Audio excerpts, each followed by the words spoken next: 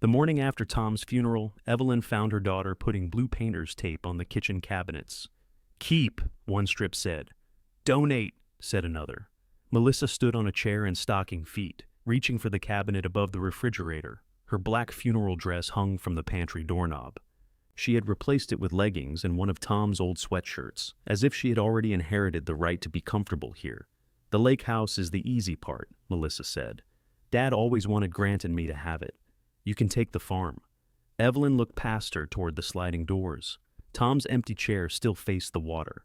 His coffee mug, washed by someone who meant well, sat upside down on a dish towel. Take the farm, not live at the farm, not think about the farm. Take it. Like the farm was an unmatched sock left after the useful laundry had been divided. Melissa pressed another piece of tape onto a cabinet. "What happens to me?" Evelyn asked.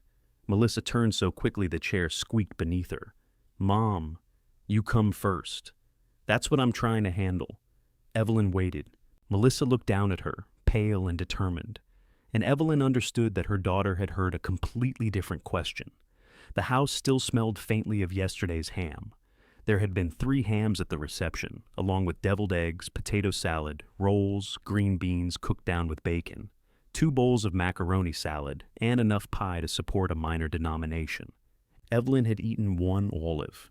People had drifted through the lake house, praising Tom in tones that suggested he had been promoted. A good man, a steady man, one of the good ones. They had touched Evelyn's elbow and told her to call if she needed anything, which was kind, though none of them specified what a newly widowed woman might call and request at 2 in the morning. "Hello, it's Evelyn. Could you come lie on Tom's side of the bed and breathe wrong?" Melissa climbed down from the chair. "I'm not saying anything has to happen today. You're labeling the cabinets. Because Aunt Darlene put the gravy boat in with the coffee cups, and I nearly lost my mind. You've never used the gravy boat. That is not the point." Grant appeared in the doorway, carrying a black trash bag. He was tall, soft-spoken, and always seemed to be entering rooms halfway through an argument. "Is this trash or funeral trash?" Melissa closed her eyes. "What does that mean? Paper plates and napkins or cards and flower ribbons? I don't want to become the man who threw away condolences." "Put it by the back door." Grant did. Then he saw Evelyn and softened in a way that made her want to turn her face aside. "How'd you sleep?" "Beautifully," she said. He accepted the lie. Grant had accepted Evelyn's lies for 19 years because he believed it was respectful not to pry. Tom used to say Grant would apologize to a burglar for not having better jewelry.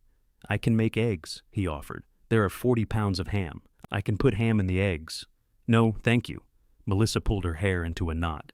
"Grant, could you check whether the storage bins in the garage have lids?" He glanced at Evelyn, but obedience won. "Sure." When he was gone, Evelyn said, "He doesn't know you've taken the house. I haven't taken anything. You just told me Dad wanted you to have it." "He did." "He told you that?" "More than once." The speed of Melissa's answer interested her, not because it proved dishonesty. Melissa answered everything quickly. Even as a girl, she had believed silence was where other people got the advantage. "When?" Evelyn asked. "Oh, Mom, when did your father say it?" Melissa folded her arms. Tom's sweatshirt had a bleach mark near the pocket. Evelyn remembered making it while cleaning mildew from the dock cushions. Every summer he said this place would be mine someday. "You heard him." Evelyn had heard Tom say, "This will all be yours to worry about someday," usually while Melissa was stretched on the dock with a novel and he was hauling wet leaves out of the gutters. He was teasing. He wasn't always teasing just because you don't like what he said. There it was, a clean little cut, delivered with the calm of someone slicing a sandwich. Evelyn walked to Tom's chair and laid 2 fingers against the worn wooden arm. He had died 9 days earlier in a hospital room overlooking a parking structure. 46 years together, reduced at the end to alarms, dry lips, and a nurse named Andre, who had been gentle enough to make Evelyn love him forever. Tom had been conscious the last morning. He had opened his eyes and said, "Did you turn the heat down?" She had laughed because it was either laugh or scream. "At home? At the farm?" "We aren't at the farm. I know that, Evie." Then he had drifted away again, annoyed with her for answering the wrong question. She still did not know what he had meant. Behind her, Melissa began peeling tape from the cabinet marked "Donate." "I'm trying to make this easier," she said. Her voice had gone tight. You shouldn't be rattling around here alone. The steps to the dock are dangerous. The driveway ice is over. Half the outlets spark. Only the one by the toaster. That is not reassuring. I've been living here. You and Dad were living here. That's different. Evelyn turned. It became different 9 days ago. I've noticed. Melissa's face crumpled for half a second. Then confidence returned and pulled everything back into place. The farm is one level except for the loft, she said. It's closer to town. Cal finished the downstairs bathroom, didn't he? You could fix it up simply. Or sell it and get a condo near us. Near you. We could have dinner every week. You live an hour and 40 minutes away. An hour and 28 without traffic. When is there no traffic? Sunday mornings? So, we'll have dinner at 10:30 in the morning. Melissa gave a startled laugh. It escaped before she could stop it, and for one warm second, Evelyn saw the daughter who used to call from college because she had put dish soap in the dishwasher and filled the apartment kitchen with bubbles. Then Melissa looked toward the windows, at the gray lake pressing against the shore. Grant and I love this place, she said. I know. We'll take care of it, Evelyn almost asked. Like you took care of your father? The thought was so ugly she felt ashamed before it was fully formed. Melissa had come when Tom entered hospice. She had driven him to 2 appointments, argued with an insurance representative, and bought a shower chair that arrived the day after he died. She had loved him. She had simply loved him as a daughter who assumed the walls of her childhood stayed standing by themselves. Your father and I never made a decision, Evelyn said. He wanted me to have it. And what did he want me to have? Melissa opened her mouth. The pause was not long. It did not need to be. The farm, she said. At noon, Evelyn found Grant in the garage fitting lids onto empty plastic bins. He had arranged them by size with the concentration of a museum curator. Did Melissa tell you the lake house is yours? She asked. He froze with a green lid in his hands. She said Tom talked about it. Did you hear him? Once, maybe. At Labor Day. He said we'd be stuck maintaining the dock after he was gone. That sounds like Tom. Grant set the lid down. For what it's worth, I told her this wasn't the week. Which week would you recommend? I walked into that one. You certainly did. He rubbed the back of his neck. We're not trying to put you out. Evelyn looked at the bins. Someone had written Christmas in Tom's block printing across one of them. Beneath it, in Evelyn's handwriting, she had added, except lights, because Tom had stored the lights in a different place every year, and blamed her. Then don't, she said. Grant nodded. It was a serious nod, the sort men gave one another over fence estimates. Yet he did not say they would stop. That told her more than an argument would have. After lunch, Melissa drove Aunt Darlene home. Grant went to return folding chairs to the church. For the first time since the funeral, Evelyn was alone. She stood in the center of the living room, listening to the refrigerator hum. The lake moved beyond the glass, dark and restless under a low March sky. Tom had loved bad weather on the water. He would stand at the window with his hands in his pockets and announce obvious things. Wind's coming up. Looks cold, dock's wet. Brilliant, Evelyn would tell him. Have you considered television? She sat in his chair. The cushion dipped around her hips differently than it had around his. On the end table lay his reading glasses and a hardware store receipt for 2 brass hinges, a box of screws, and peach-colored paint. The paint had been for the farm kitchen. Evelyn had chosen it in October, then changed her mind when they got home. Too pink, she had said. Tom had looked at the can in the back of the truck. We paid $38 for 2 pink. I'll use it somewhere. Paint the tractor. She folded the receipt and put it in her pocket, though she could not have said why. At 3, she took Tom's truck. Her own car was blocked by flower deliveries, and moving them felt like work designed for someone who expected a future. The truck started with an irritated growl. Tom kept peppermints in the cup holder, each wrapped in cellophane that had gone sticky with age. Evelyn took one and immediately spat it into an old gas receipt. Disgusting, she told the empty cab. The farm was 12 miles inland, past the Baptist church, 2 feed stores, and a field where black cattle stood facing the same direction, as if awaiting instructions. Tom had made the drive so often that Evelyn knew every dip in the road by the change in his breathing. He would complain about his back at the railroad crossing, swear at the pothole past Weller's mailbox, and slow down before the farm lane so abruptly that every grocery bag tipped over. The gate dragged against the ground when Evelyn pushed it. Tom had promised to rehang it last spring. The The farmhouse stood beyond the bare orchard, small and pale under the afternoon sky. Its porch roof was straight, the stone chimney no longer leaned. Tom's work was everywhere, but none of it shouted. He had spent years making the place look as if it had never needed saving. Inside, the air smelled of sawdust, cold plaster, and old apples. Evelyn did not turn on the lights. She walked through the room slowly, touching the corners of things. The chestnut porch rail, the wide kitchen sill, the pantry door Tom had hung twice because the first time it opened the wrong way. On the kitchen wall, he had painted one square the color of a ripe peach. Too pink? He had written beneath it in pencil. Evelyn pressed her thumb over the words. There were no condolences here, no labeled cabinets, no daughter deciding which version of her life made the most sense. Just a cold house, a stubborn gate, and more work than she could comfortably imagine. Outside, something tapped against the siding. A branch, probably. She listened anyway. In the milking room, Tom's tools hung above the workbench in careful rows. Red tape marked the hammer handles, yellow marked the screwdrivers, blue marked the wrenches. Evelyn had teased him about it when he began. "What are we, kindergartners?"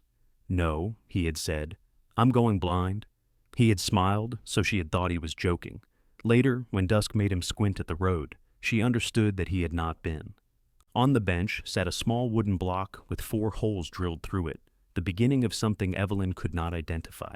One of Tom's pencils rested beside it. She picked up the pencil. For 9 days, everyone had spoken to her as if grief had made her fragile, confused, and temporarily incompetent. Melissa had plans for the lake house, plans for the farm, plans for Sunday dinners at impossible hours.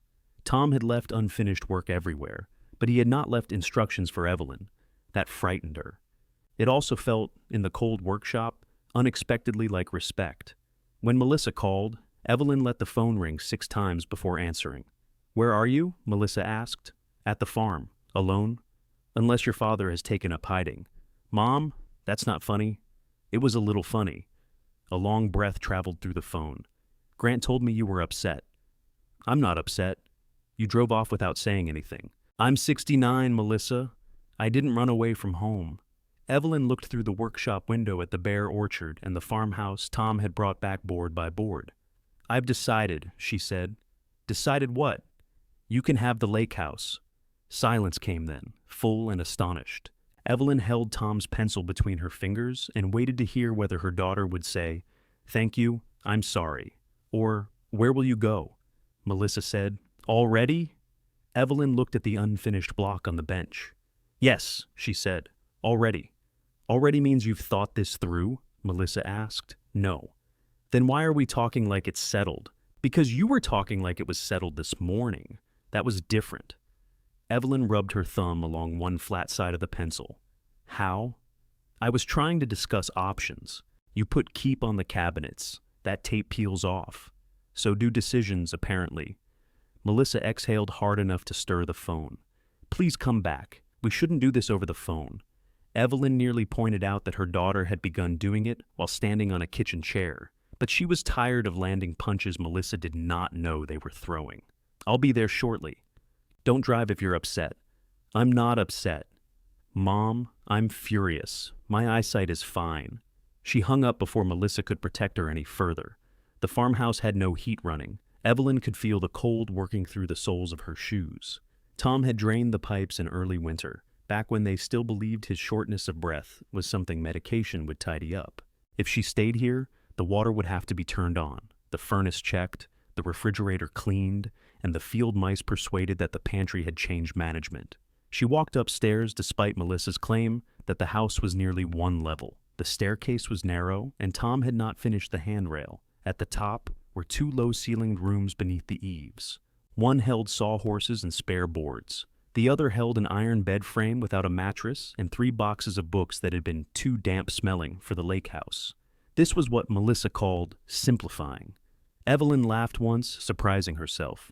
The sound did not belong in the empty room. It seemed to fall straight to the floor. On her way out, she placed Tom's pencil in the pocket with the hardware store receipt. She locked the farmhouse, wrestled the gate up enough to close it, and got back in the truck with dirt on her palms. Melissa and Grant were waiting at the lake house when she returned. They sat at the kitchen table with the posture of two people meeting a contractor whose estimate had alarmed them. The cabinet tape was gone. So was the funeral ham from the counter. "Did you eat?" Grant asked. "No. I made a sandwich. I'm afraid to ask what's in it." "Ham." "Of course." He fetched a plate from the refrigerator. The sandwich was 4 inches thick and held together with a cocktail toothpick bearing a silver paper tassel from the reception. Evelyn sat across from Melissa and removed the tassel. Melissa's eyes were swollen, though Evelyn had never heard her cry. "I don't want the house like this. How would you like it? Not because you feel pushed out? Would you like it if I felt cheerful?" "Mom, stop." Grant set a mug of tea beside Evelyn. He had put the string tag neatly under the handle so it would not fall in. Tom always dropped the tag into the cup and fished it out with burned fingers. Evelyn took a bite of sandwich and chewed, while Melissa waited. "Your father wanted you to enjoy this place," Evelyn said at last. "Maybe he did intend for you to have it. We never settled that. We were very good at putting off conversations that involved one of us being dead." Melissa looked down. "But I won't spend the next year defending my right to sit in a house you've already started claiming. You want the lake house. I'm choosing the farm." "Choosing it for what? To live in?" Grant's eyebrows rose. Melissa stared as though Evelyn had announced an interest in commercial fishing. "The farm isn't ready," she said. "Then it and I have something in common. The kitchen is half painted. Paint has never prevented sleep. There's no bedroom downstairs. There's the front room. That's supposed to be a dining room." "Good. I'll sleep near the refrigerator." Grant coughed into his fist. Melissa gave him a sharp look, but the corner of his mouth had moved. "This isn't funny," she said. "No," Evelyn agreed. "It isn't." Melissa got up and walked to the sliding doors. Her reflection hovered over the lake. Dark hair, Tom's sweatshirt, arms folded tightly across her middle. "We thought you'd sell the farm." "Who is we? Grant and I?" "Dad talked about what it was worth after he fixed it up." Grant looked alarmed. "He complained about the tax assessment." "That's not the same thing," Melissa said. It was a long complaint. Evelyn drank her tea. It tasted of lemon and paper. "If I sell it someday, that will be my decision." "I know that." "Do you?" Melissa turned around. "Why are you acting like I'm stealing something?" The question hung between them. Grant studied the table. Evelyn set down the mug carefully. "I don't think you're stealing the house. I think you arrived before the flowers wilted and began arranging my disappearance." Melissa flinched. "I took 2 weeks off work to help you. I didn't ask you to label my gravy boat. You weren't doing anything. My husband died. I know."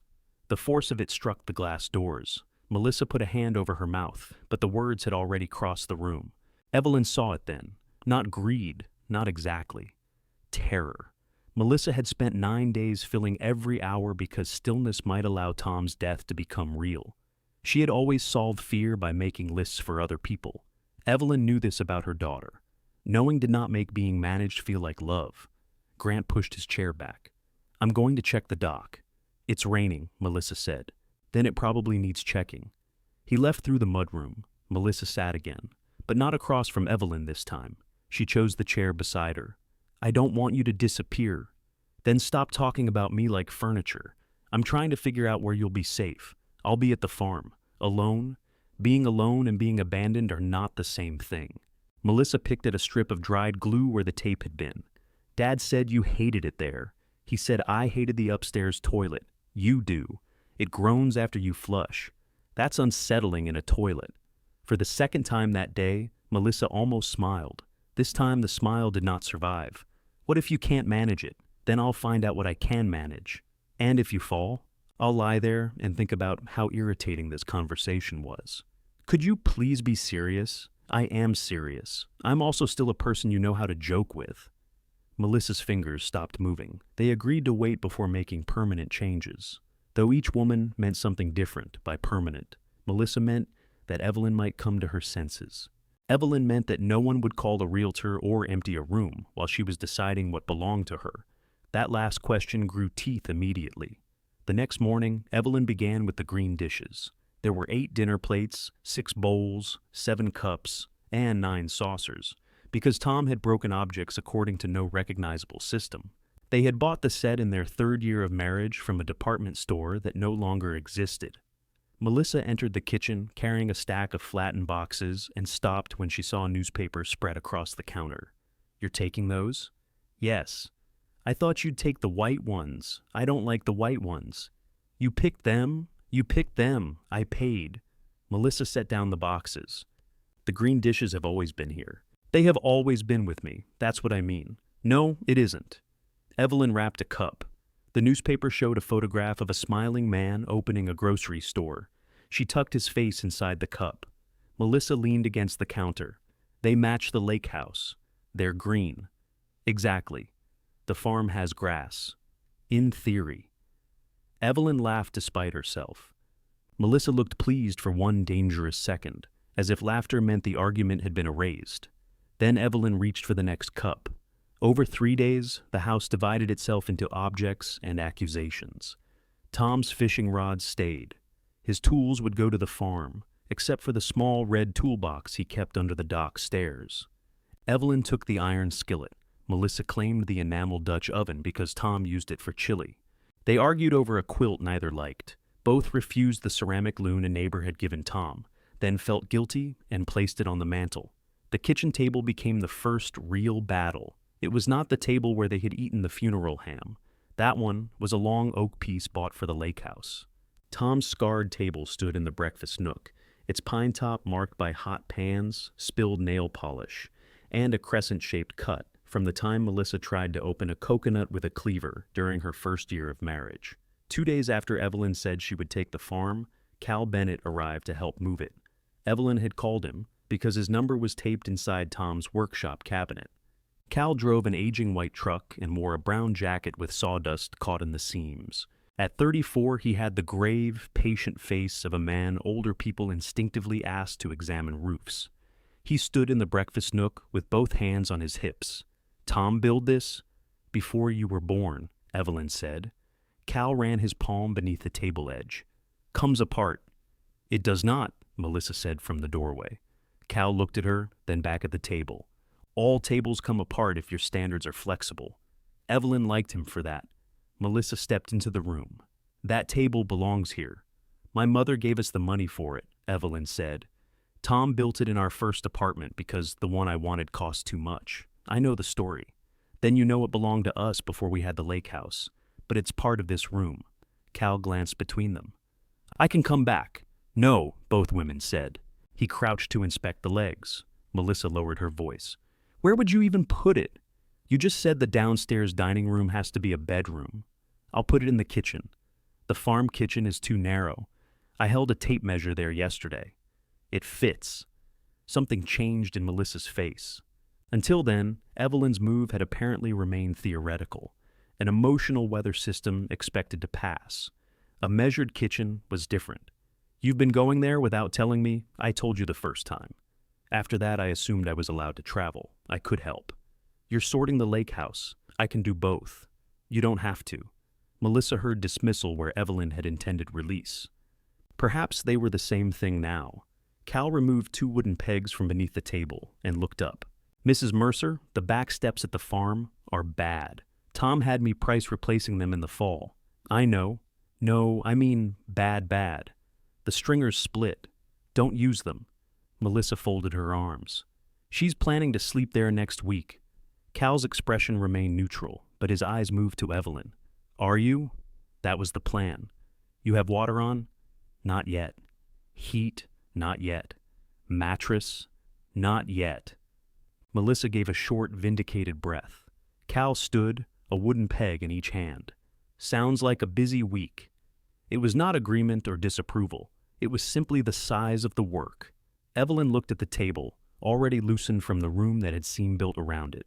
"Can you make the steps safe?" "I can make them safe. Pretty takes longer. Safe first." He nodded. Melissa watched Cal lift one end of the table. "Mom, you don't have to prove anything." Evelyn took the other end before Cal could object. The weight pulled at her shoulders. It was heavier than she remembered and awkward through the doorway. "I'm not proving anything," she said. They turned the table sideways. One leg struck the frame with a dull knock. Cal shifted his grip. "Little left." Evelyn stepped left. "Your other left." "I only have the one." Behind them, Melissa made a sound that might have been a laugh or a sob. Evelyn did not turn around. She kept her hands beneath the table Tom had built when neither of them owned anything worth fighting over, and carried her end toward the door. The table cleared the door with a quarter-inch to spare. Cal backed down the porch steps while Evelyn guided the other end. Rain had darkened the boards, and the wind coming off the lake kept lifting the hair from her forehead. "Watch that corner," Melissa called. "We are watching it," Evelyn said. "The screen door sticks, we noticed. The table's going to scratch the frame." Cal stopped. "Would you like to take Mrs. Mercer's end?" Melissa stared at him. He had not said it rudely. That made it worse. "No," she said. "I'm trying to help." Cal looked at Evelyn. "Ready? Ready." They moved again. The table struck nothing. Evelyn's arms shook before they reached the truck, though she locked her elbows and pretended the tremor belonged to the cold. Cal saw. He took more of the weight without commenting and slid the table into the truck bed on folded moving blankets. Melissa stood on the porch hugging herself inside Tom's sweatshirt. "We haven't decided what else goes today," she said. "The green dishes," Evelyn told Cal. 3 boxes inside the kitchen. "You can't put dishes in an open truck in the rain," Melissa said. "I have a cab. They'll slide around. I'll use a seatbelt." Cal closed the tailgate. "I've transported wedding cakes with less planning." "Successfully?" Evelyn asked. "One of them." Melissa did not laugh. Grant returned before they left and insisted on following them to the farm. His SUV contained a vacuum cleaner, 2 lamps, a rolled mattress pad, bottled water, and a new carbon monoxide detector. "Did you rob a cautious motel?" Evelyn asked. Melissa made a list. Of course she did. She wanted to come. She was invited. Grant glanced toward the house, where Melissa's outline moved behind the glass. "She thinks you don't want her there. I don't want her deciding where every chair goes. That isn't exactly a denial." Evelyn secured the boxes of dishes behind the passenger seat. "Bring the bottled water." The rain thinned as they drove inland. Cal followed in his truck with the table, and Grant came behind him, creating a 3-vehicle procession for one old woman, 7 cups, and a piece of furniture. Evelyn imagined the feed store clerk watching them pass and assuming someone important had died. Someone had. At the farm, Cal refused to use the back steps even without weight. He carried the table through the front, turning it on its side beneath the narrow doorway. Grant took the other end this time, while Evelyn directed them toward the kitchen. "Left," she said. "Who's left?" Grant asked. "Mine." "Where are you standing?" "My kitchen." "That doesn't help." Cal shifted the table upright. One corner fit beneath the western window, with barely enough room for the pantry door to open. Tom had widened that window during the 2nd year of restoration, after Evelyn complained that the original kitchen felt like a coal bin. She had forgotten saying it. He apparently had not. Grant stepped back. "Looks like it belongs." Evelyn touched the gouge from Melissa's coconut. "It does now." The words came out more sharply than she intended. Grant bent to gather the moving blankets. Cal examined the back steps while Grant unpacked the supplies. The bottom tread sagged under the lightest pressure, and a dark crack ran through the side support. "I can brace it today," Cal said. "Replace the whole thing once I get materials." "How much?" He gave her a range. The low end made her blink. The high end made her wonder whether she could learn to levitate. "For stairs?" "For not falling through stairs. I already own the ground underneath them. Ground's included free." She looked toward the front porch. "Brace them. I'll use the front until you can replace them properly." Cal nodded, apparently satisfied that she had not tried to haggle with gravity. Inside, Grant discovered the refrigerator. "Something died in here," he called. "No," Evelyn said. "That's an onion. That onion died with unresolved business." She found him holding the vegetable drawer at arm's length. A gray onion had collapsed into liquid at one corner. Grant opened a window. Cold air pushed through the kitchen, carrying the smell toward the table. "Add rubber gloves to Melissa's list," Evelyn said. She put them between flashlight and shower mat. "What's wrong with the shower mat?" "Nothing yet." The water company had restored service that morning, but when Grant turned the kitchen faucet, it coughed brown water into the sink. They let it run until it cleared. The furnace started on the 2nd try, rumbled for 30 seconds, then produced a burnt smell that sent Grant straight to the new detector. "It says 0, he announced. "Perhaps it can't count. I'm calling someone. Tomorrow." "Today." "Grant, it's 4:30. This is exactly why Melissa wanted. Evelyn raised one finger. He stopped. The restraint cost him. This is my furnace, she said. You may recommend. You may worry. You may even make that face, though it's not attractive. You may not turn every inconvenience into evidence that I'm incapable. I was going to say she wanted the heat checked. You were not. No, he admitted. I was going to say you shouldn't sleep here. I'm not sleeping here tonight. Relief loosened his whole body. Tomorrow night, she added. Cal's drill buzzed outside. Grant looked toward the sound, perhaps considering whether he could persuade the carpenter to join a committee. There isn't a bed, he said. There will be. You can't build one by tomorrow. I've ordered a mattress. Where? The front room.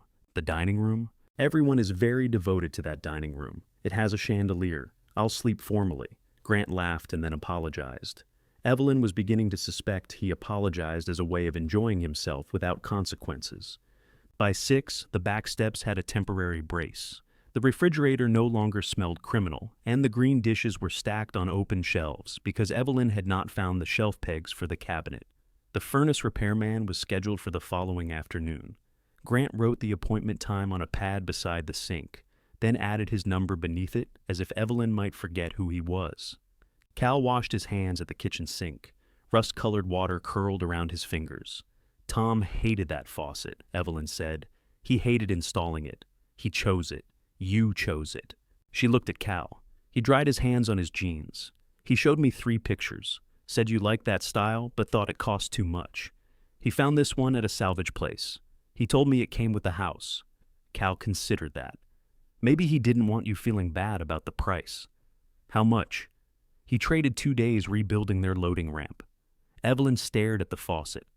It was curved brass, badly tarnished at the base, with porcelain handles that squeaked. She had complained for years that Tom never listened when she talked about kitchens. Was that before or after he hurt his shoulder? She asked. Before, I think. It had been after. Evelyn remembered the weeks of ice packs and the way Tom insisted he had strained it lifting plywood. Cal seemed to understand he had stepped into something. He talked about you a lot. Mostly complaints, mostly questions. What kind of questions? Should the shelves be 12 inches or 14? Would you hate cedar lining? Did the porch need another outlet? He asked me once if peach paint made a room look warm or sick.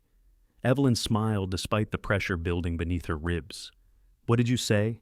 I said I was colorblind. Are you? No. Grant carried the last empty box to his SUV. Cal left his drill and a stack of lumber beneath the back porch, promising to return early. No one asked for a key. Evelyn noticed and appreciated it. As the men prepared to leave, a red pickup slowed at the gate. The woman driving leaned across the passenger seat and rolled down the window. Either Tom's back from the dead, she called, or somebody finally stole that table. Evelyn walked down the lane. The driver was in her early 60s with silver hair twisted at her neck and a green canvas coat stained at one cuff. Rosa Delgado, the woman said. Orchard east of Wellers. Tom borrowed my sprayer and returned it cleaner than I gave it to him, which I found suspicious. I'm Evelyn. I know. We met once at the hardware store. You told Tom not to buy a nail gun. He bought it. He told me you'd come around. He hid it in the workshop. Rosa nodded as if this confirmed her opinion of marriage. Her gaze shifted toward Cal's truck, then the kitchen window. You moving in? Trying to. You'll want to cut those dead limbs before spring growth gets serious. Evelyn looked toward the orchard. In the falling light, every branch appeared dead. Which ones? Rosa opened her door. That question takes boots. Grant checked his watch, but Evelyn waved him off. He gave her another reluctant look, then left with Cal behind him. Rosa walked the first 2 rows of trees without sentiment. She bent branches, scraped bark with her thumbnail, and pointed out old fire blight, water sprouts, crossing limbs, and evidence that deer had been eating the lower growth. Tom pruned too cautiously, she said. He was proud of these trees. Pride makes people timid with a saw. Evelyn shoved her hands into her coat pockets. The pencil and receipt were still there. Can they be saved? Some, not all. How do you know which? You cut what's dead. Then you wait and see what the living part does. The answer irritated Evelyn on principle. It sounded like something people embroidered on pillows. Rosa noticed. I mean the trees. Don't make it churchy. That made Evelyn laugh. Before leaving, Rosa offered to return Saturday with pruning tools if the weather held. She named a fair hourly rate. Evelyn accepted without bargaining. There was comfort in a woman who offered help and a price at the same time. Evelyn locked the farmhouse and drove back to the lake in darkness. Melissa had left the porch light on. Through the front windows, Evelyn could see her standing where Tom's chair had been. The chair was now 6 feet to the left. Evelyn entered and set down her purse. "Why did you move that?" Melissa turned. "I was measuring." "For what?" "The sofa blocks the view from the dining area. Grant and I thought if we switched the layout around, put it back. It's just a chair. Then putting it back should be easy." Melissa stared at her, face hardening. "You gave me the house. I have not left it yet. I was trying to see what could work. For you." "Yes, Mom, for me. You said it was mine." Evelyn heard the trap too late. She had wanted Melissa to understand that taking possession before the funeral flowers died was cruel. Instead, she had given her daughter permission and then resented her for using it. "Where do you want it?" Melissa asked. Evelyn pointed to the pale rectangle pressed into the rug. Together, they lifted Tom's chair. It was lighter than the table, yet somehow more difficult to carry. Melissa backed toward the window, eyes lowered. "Saturday won't work for sorting the garage," she said. "Grant has a call. I'm pruning." "Pruning what?" "The orchard." Melissa set down her end. The chair landed exactly within the old marks. "You don't know how to prune an orchard?" "No," Evelyn said, "I don't." For once, the admission gave Melissa nothing she could use. Evelyn sat in Tom's chair and looked out at the black water. Tomorrow she would pay to repair a furnace, buy a mattress, and begin sleeping in a room with a chandelier. She was frightened enough that her hands had gone cold. Melissa stood beside her, waiting for something. Evelyn did not ask what. Melissa finally said, "Do you want me to stay here tonight?" The offer was careful, almost formal. Evelyn could have punished her by saying no too quickly. She could also have said yes and spent the night listening to her daughter move through the house, opening drawers in the name of helping. "I want you to help me pack the books from the bedroom," she said. Melissa blinked. "Now?" "Unless you have somewhere else to be." "I don't." They worked without discussing the chair. Evelyn sat on the carpet and pulled books from the lower shelves, while Melissa handled the upper ones. Tom had kept murder mysteries, military histories, and repair manuals for machines he did not own. Evelyn had novels, cookbooks, gardening books she had never opened, and a guide to Italy purchased 22 years earlier. Melissa held it up. "You two never went." "Your father said we'd go when air travel became civilized, so never." "That appears to have been the plan." Melissa packed it anyway. At the bottom of the shelf, she found an envelope of old photographs. She opened it before Evelyn could object. Tom stood in one beside the half-collapsed farm porch, younger and broader through the shoulders, holding a pry bar like a weapon. Evelyn was in the background wearing work gloves and glaring toward the camera. "You hated it," Melissa said. "I hated having my picture taken when I was carrying a toilet." Melissa looked closer. "That's what's behind you?" It was not clean. A laugh broke out of Melissa, full and helpless. She sat cross-legged on the carpet, still holding the photograph. Dad looked so pleased with himself. He had not yet discovered the snake under the porch. There was a snake? Your father climbed onto the hood of the truck. No. He said he was getting a better angle. Melissa bent over the photograph, laughing harder. Evelyn laughed too, the memory opening between them so naturally that for a moment, Tom's absence seemed like something happening in another room. Then, Melissa wiped beneath one eye. "Do you want this one?" she asked. "Yes." Her voice came out rough.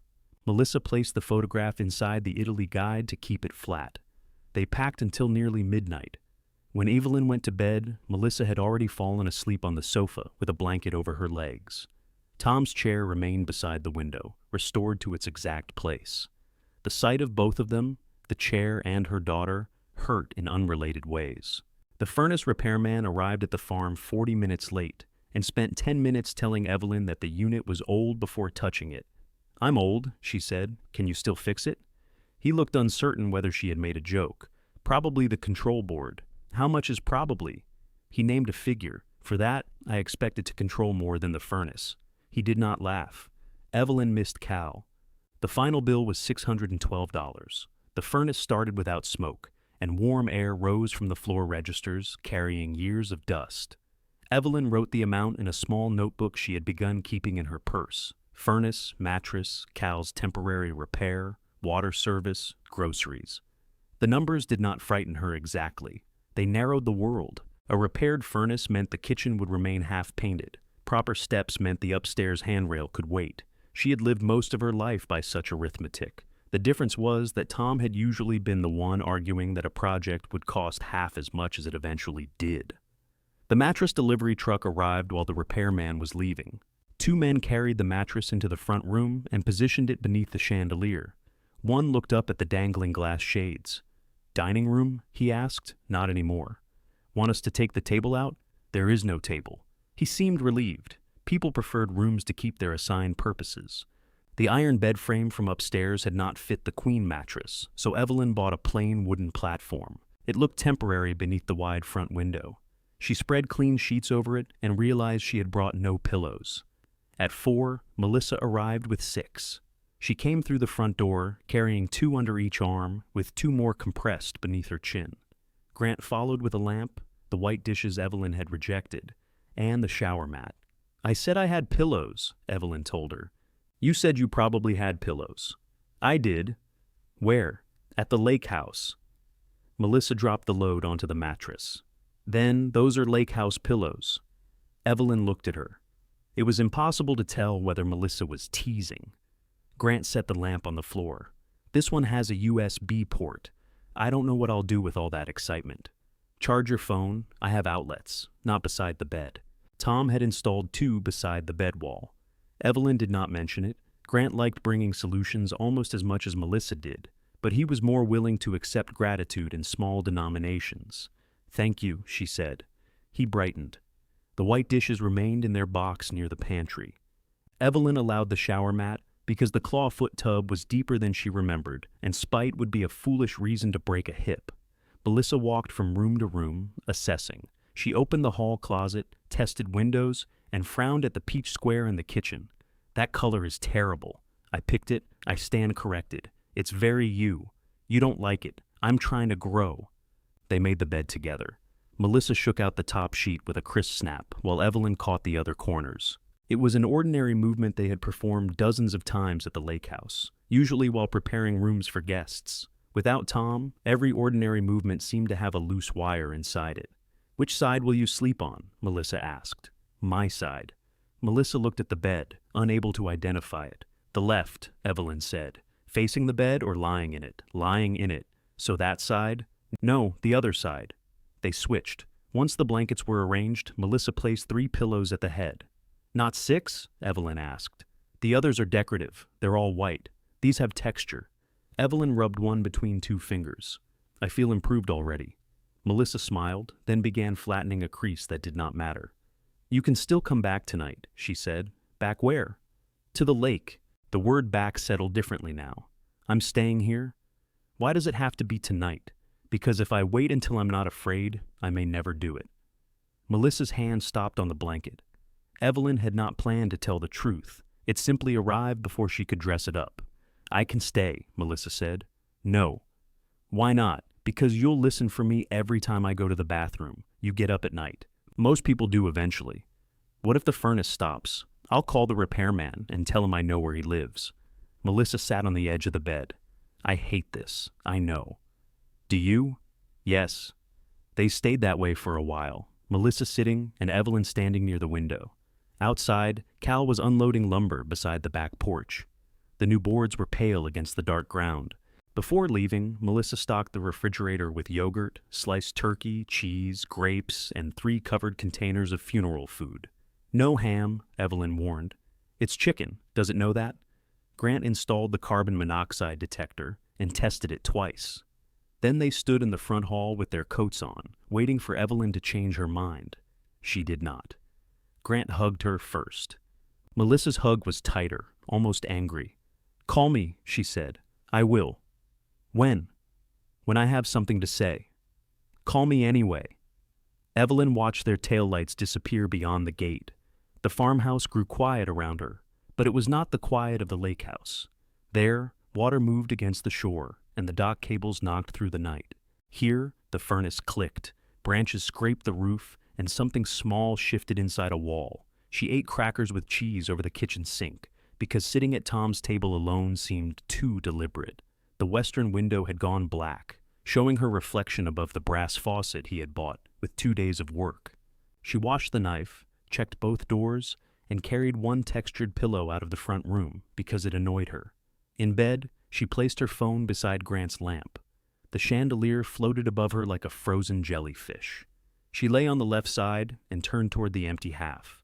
The mattress did not dip there. That was the thing that broke her, not the funeral, not Melissa's tape, not Tom's chair or the hospital room or the peach square. A new mattress had no memory of his weight. She reached across it and found only clean, level fabric. Evelyn cried into one of the lake house pillows until her throat hurt. She did not cry beautifully. Her nose stopped up, her face ached, and at one point she knocked the lamp switch and flooded the room with light. She swore at Grant, turned it off, and cried harder. Her phone rang at 10:30. She saw Melissa's name and let it ring twice. "Hello?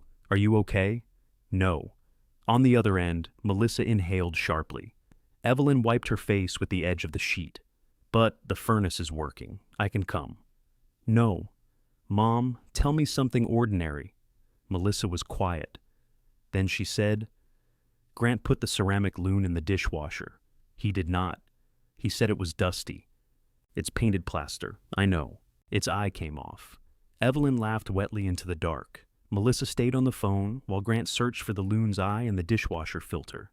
They did not discuss the farm, the lake house, or whether Evelyn was safe. When the call ended, the empty mattress was still empty, but the room no longer felt entirely severed from the world. Rosa arrived Saturday morning with 2 pruning saws, red-handled loppers, and coffee strong enough to clean metal. She looked at Evelyn's face once. First night, third, still counts. "You can tell? I own a mirror." They started with the nearest apple tree. Rosa demonstrated where to cut and where not to, explaining collars, buds, and the trouble caused by branches that rubbed together. Evelyn reached for a thick limb above her shoulder. "Not that one," Rosa said. "You said it was dead. I said it should come out. I did not say you should stand under it with a saw. I'm capable. Capable people get concussions every day." Rosa took the pole saw and made the cut herself.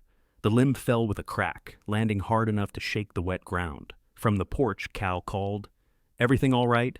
"No," Rosa called back. "A tree has died." Cal returned to his steps. By noon, Evelyn's shoulders burned. She had nicked one glove, stepped backward into mud, and learned that pruning a tree was less like gardening than conducting an argument with wood. The orchard looked worse as they worked. Every cut exposed pale circles. Every removed limb left an absence. "You sure we aren't killing them?" Evelyn asked. Rosa sipped coffee from the thermos cap. "Ask me in May? That's not reassuring. It's honest." Near the 4th row, they reached a tree with damage running deep into the trunk. Rosa tested the bark, then shook her head. "This one comes out. Tom thought it would recover. Tom was wrong." Evelyn bristled before she could stop herself. Rosa waited. "He worked on this orchard for years," Evelyn said. "I know. He brought these trees back. He brought some back. He kept some dying longer." The words were plain, without cruelty. Evelyn looked at the damaged tree.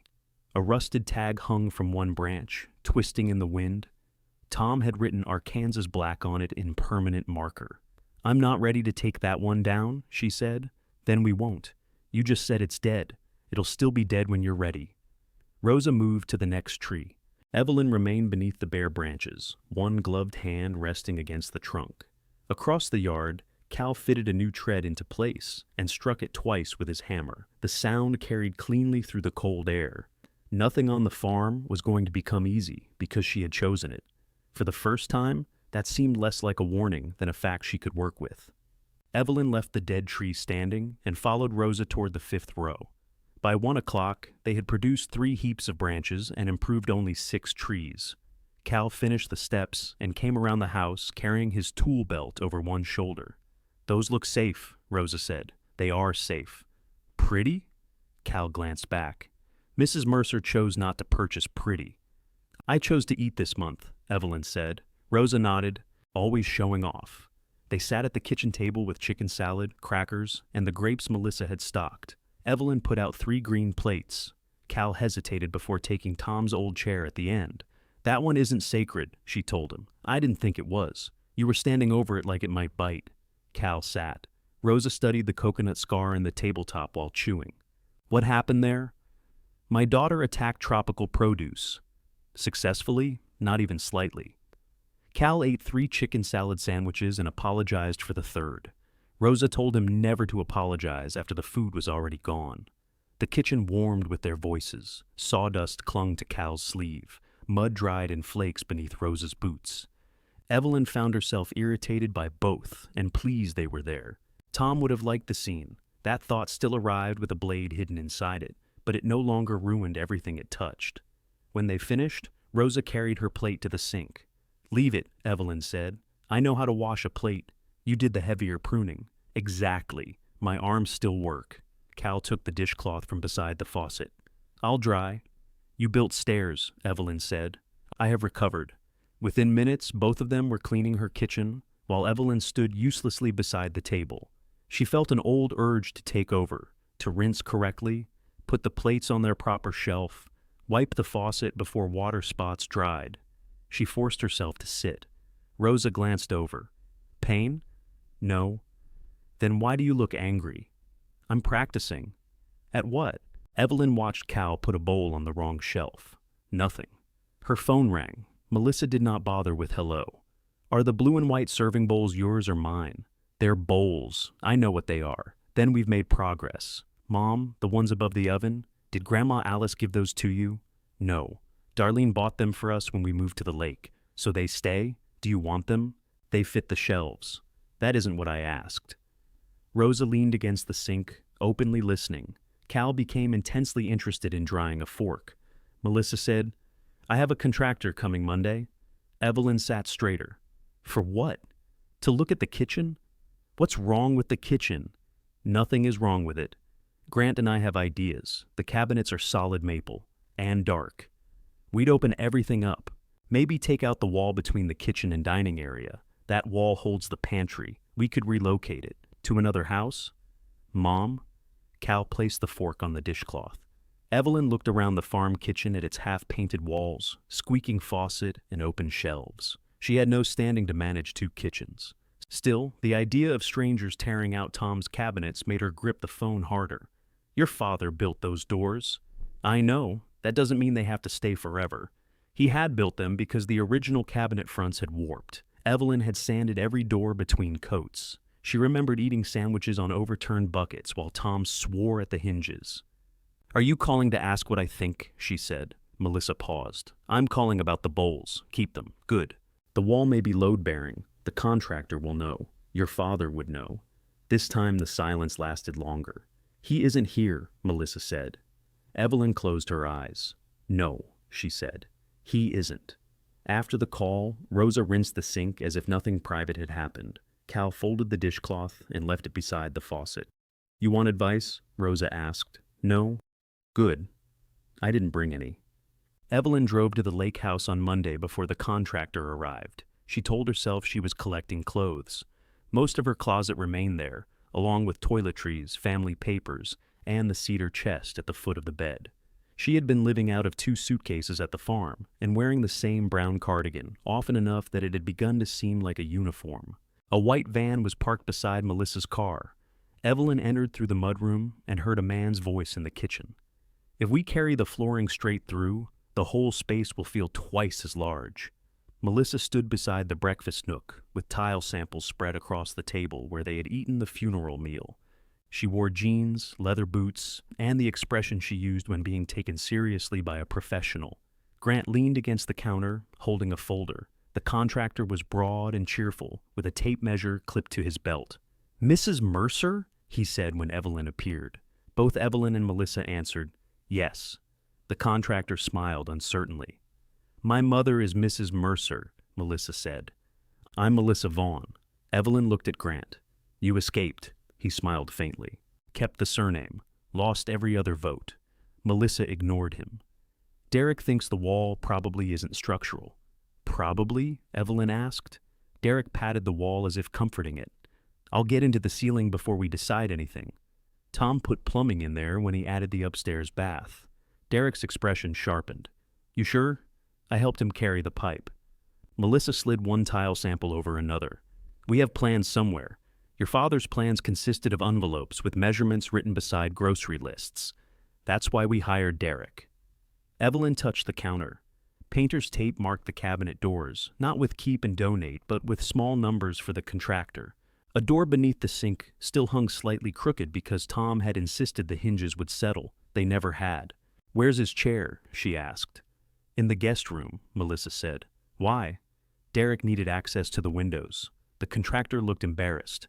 "I can put it back." "No," Evelyn said. "You're working." She climbed the stairs without taking off her coat. The bedroom looked larger than it had 3 days earlier. Melissa had stripped the sheets and removed Tom's bedside table. The cedar chest stood open. Inside were 2 wool blankets, Evelyn's wedding dress wrapped in yellowed tissue, and a box containing Tom's old letters. She closed the lid. Her clothes filled half the closet. Tom's side was empty except for one plaid shirt pushed against the wall. She took it down and held it against her chest. It smelled of cedar, and beneath that, nothing she could identify as him. Melissa appeared in the doorway. "I boxed his clothes. All of them. I left that shirt because I wasn't sure whether it was clean." "Where are the boxes?" "Guest room, with the chair. I haven't done anything with them." Evelyn returned the shirt to the hanger. "Take it," Melissa said. "I don't want it. You were holding it. That isn't the same thing." Melissa entered and sat on the cedar chest. "Derek said we can keep the cabinet doors and use them somewhere else." "Where?" "Maybe the laundry room. Your father would love having his work demoted to laundry." Melissa's mouth tightened. "You chose the farm." There it was again. The choice turned into a waiver. "I did. So why do you keep coming here and acting injured whenever I move something?" "Because I lived here last week." "What am I supposed to do? Preserve it like a museum in case you change your mind?" "I'm not changing my mind." "Then let me make it mine." Evelyn looked toward the window. From upstairs, the lake appeared wider and colder. Tom had once stood on that roof in November to fix a leak because he refused to wait for a warmer day. Evelyn had held the ladder and called him an idiot for 20 minutes. She had never considered that a room could stop belonging to her before she stopped remembering it. "All right," she said. Melissa blinked. "All right, what?" "Make it yours." The surrender sounded too much like a challenge. Melissa heard it that way. "I'm not erasing, Dad. I didn't say you were. You don't have to." Evelyn opened the closet and began moving her clothes onto the bed.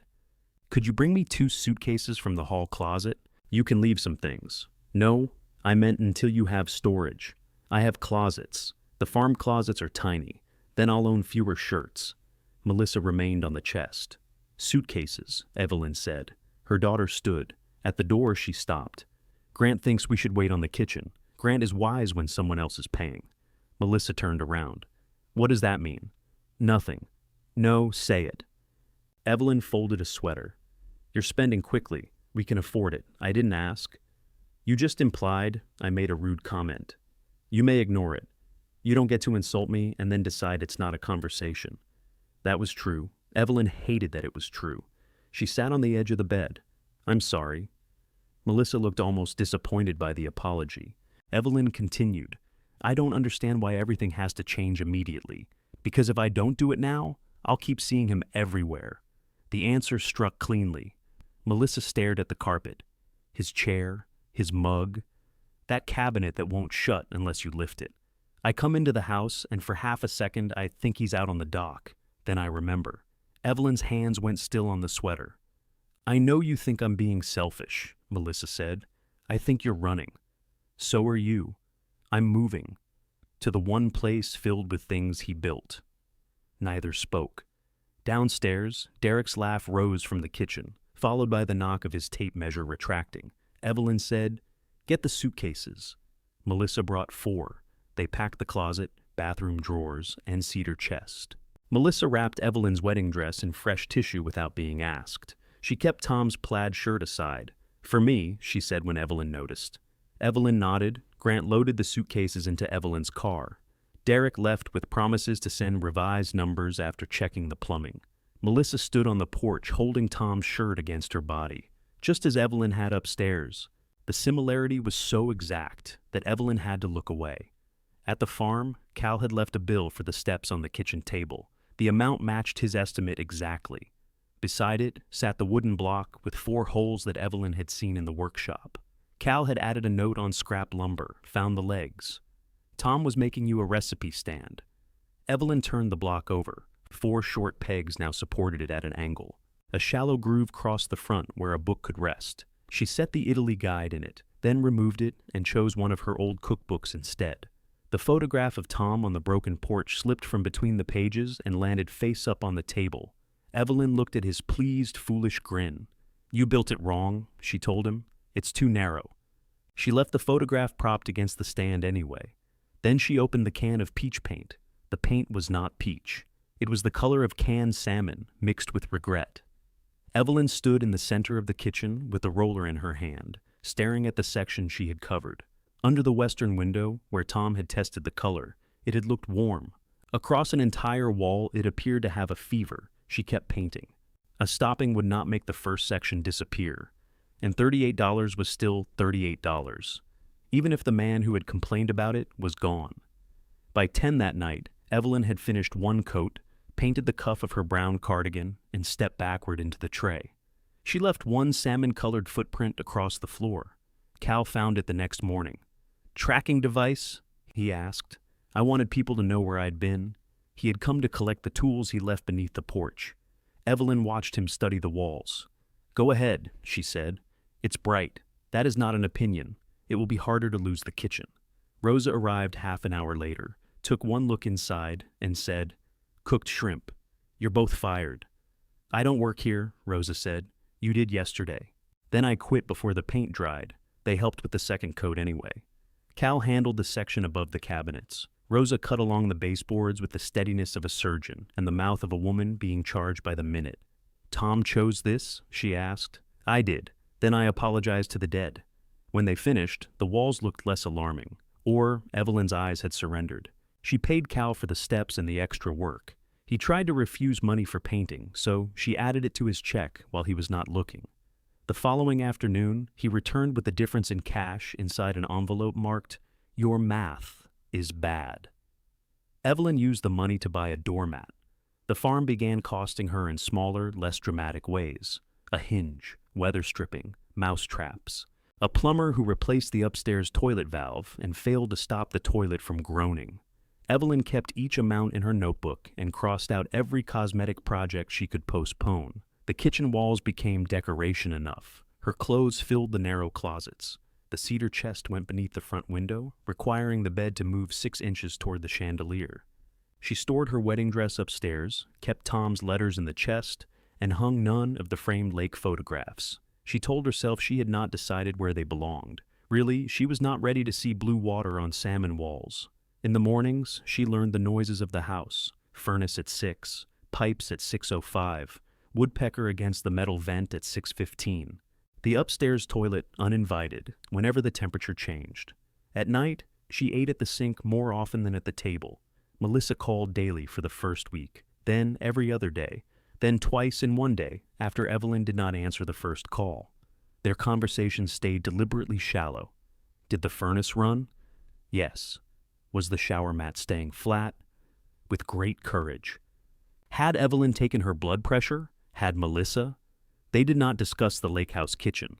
Cal began appearing at the workshop after regular jobs. At first he claimed he had forgotten something: a drill bit, a level, a jacket that Evelyn could plainly see in his truck.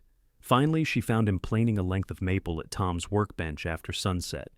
"You keep a shop somewhere else?" she asked. "My garage. Barely. This bench isn't a public park." Cal turned off the planer. "I can pay rent." "How much space?" "1 bay. Evenings mostly. I've got a set of built-ins to finish, and my neighbor complains about noise." "Is the noise unreasonable?" "Yes." She appreciated the answer. They agreed he could use the East Bay and Tom's larger equipment in exchange for keeping the machinery serviced and showing Evelyn how to shut everything down without losing a finger. She insisted they write the arrangement on paper, not because she distrusted him, but because Tom's informal bargains had often ended with Evelyn discovering that half a cord of firewood had been promised to someone named Bud. Cal read her short agreement and signed it at the kitchen table. "You put in a termination clause. I watch television. What happens if I violate Section 4? You lose access to the bathroom. The upstairs one? You see why it's effective." His presence changed the evenings. The whine of a saw came through the wall, followed by silence, measuring, then the saw again. Cal did not come into the house unless invited. Occasionally, Evelyn carried coffee out to him and stood near the door while he worked. He had known Tom for 8 years, but never treated memory as a contest. When Evelyn told a story, Cal did not improve it. When he told one, he left a room for Tom to have been difficult. "He made me redo a railing because the spacing looked cheap," Cal said one evening. "Was it cheap?" "It was exactly what he asked for. That wasn't my question." Cal smiled. "It looked cheap." Rosa returned to the orchard after a week of dry weather. Small green tips had appeared on some branches, though the Arkansas black remained bare. Evelyn learned to make lower cuts and let the saw do the work. She also learned that Rosa had been widowed 11 years and disliked the word healing. "People act like grief is a rash," Rosa said. "Give it time, don't scratch, clears right up." "What word do you prefer?" "I don't need a word." They worked until Evelyn's hands cramped. Rosa noticed her trying to hide it and took the saw without comment. At the edge of the orchard, the far pasture sloped toward a creek. Rosa walked the fence line, testing posts with one boot. "You using this?" "I'm looking at it. That can take years. What would you use it for?" "Grazing between my orchard rows gets complicated. I've got 6 sheep and nowhere sensible to put them after May." "You want to rent it?" "If the fence holds," which it does not. They settled on a modest lease if Rosa repaired the worst section and handled the water trough. Evelyn wrote that agreement at the kitchen table, too. Rosa read Section 4 and asked why loss of bathroom access was not included. The first supper happened because fence repair ran late. Rosa had brought sandwiches, but Cal had eaten them before learning they were meant for 3 people. At 6, Evelyn put a pot of canned chicken and dumplings on the stove. Cal objected that he could drive into town. Rosa objected that town food would take 40 minutes. Evelyn objected to both of them objecting in her kitchen. They ate at Tom's table with the window open to clear steam. The kitchen was too bright, the dumplings were too salty, and Cal took the chair he had once been afraid to touch. Rosa brought out a bottle of hot sauce from her coat pocket. "You carry that?" Evelyn asked. "I believe in preparedness." Cal looked at the label. "This has a skull on it, then use judgment." He did not. For the next 5 minutes, he attempted to pretend his mouth was not burning, while tears ran down both cheeks. Evelyn laughed until her stomach hurt. Rosa drank her water calmly and told him pain built character. A knock interrupted them. Grant stood at the front door with 2 maple cabinet doors leaning against one leg. "I tried calling," he said. "My phone is in the bedroom. I saw the lights." He stepped inside and stopped at the sight of the table, plates, and half-empty pot. His eyes moved from Rosa to Cal and back to Evelyn. "We're not a cult," she said. Rosa lifted the hot sauce. "He's being initiated." Grant looked relieved enough to accept this. Evelyn pointed toward the cabinet doors. "What are those doing here? Melissa thought you might want them." "They're from the lake kitchen. Derek started removal today." The doors were maple, darkened with age, each panel fitted by Tom's hands. One still bore a faint scratch from a roasting pan Evelyn had dropped. "Where are the rest?" "In our garage, and some at the lake. Put those with them." Grant shifted his weight. "Melissa doesn't want to throw them out. Then don't. We don't have room for all of them." Evelyn looked past him toward the workshop. There was space in the unused West Bay. Space in the barn, too. That was not the point. The farm isn't storage for whatever doesn't fit in your new house. Grant winced.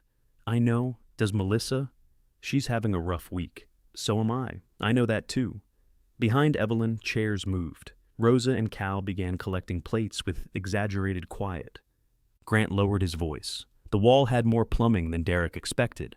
I told him. He remembers. How flattering. The estimate changed." "Of course it did." Grant rubbed his jaw. He looked tired. Not funeral tired. A different kind, stretched over weeks. "I said we should slow down." And Melissa said. "She said stopping halfway costs more, does it?" "Not always." Evelyn glanced at the cabinet doors again.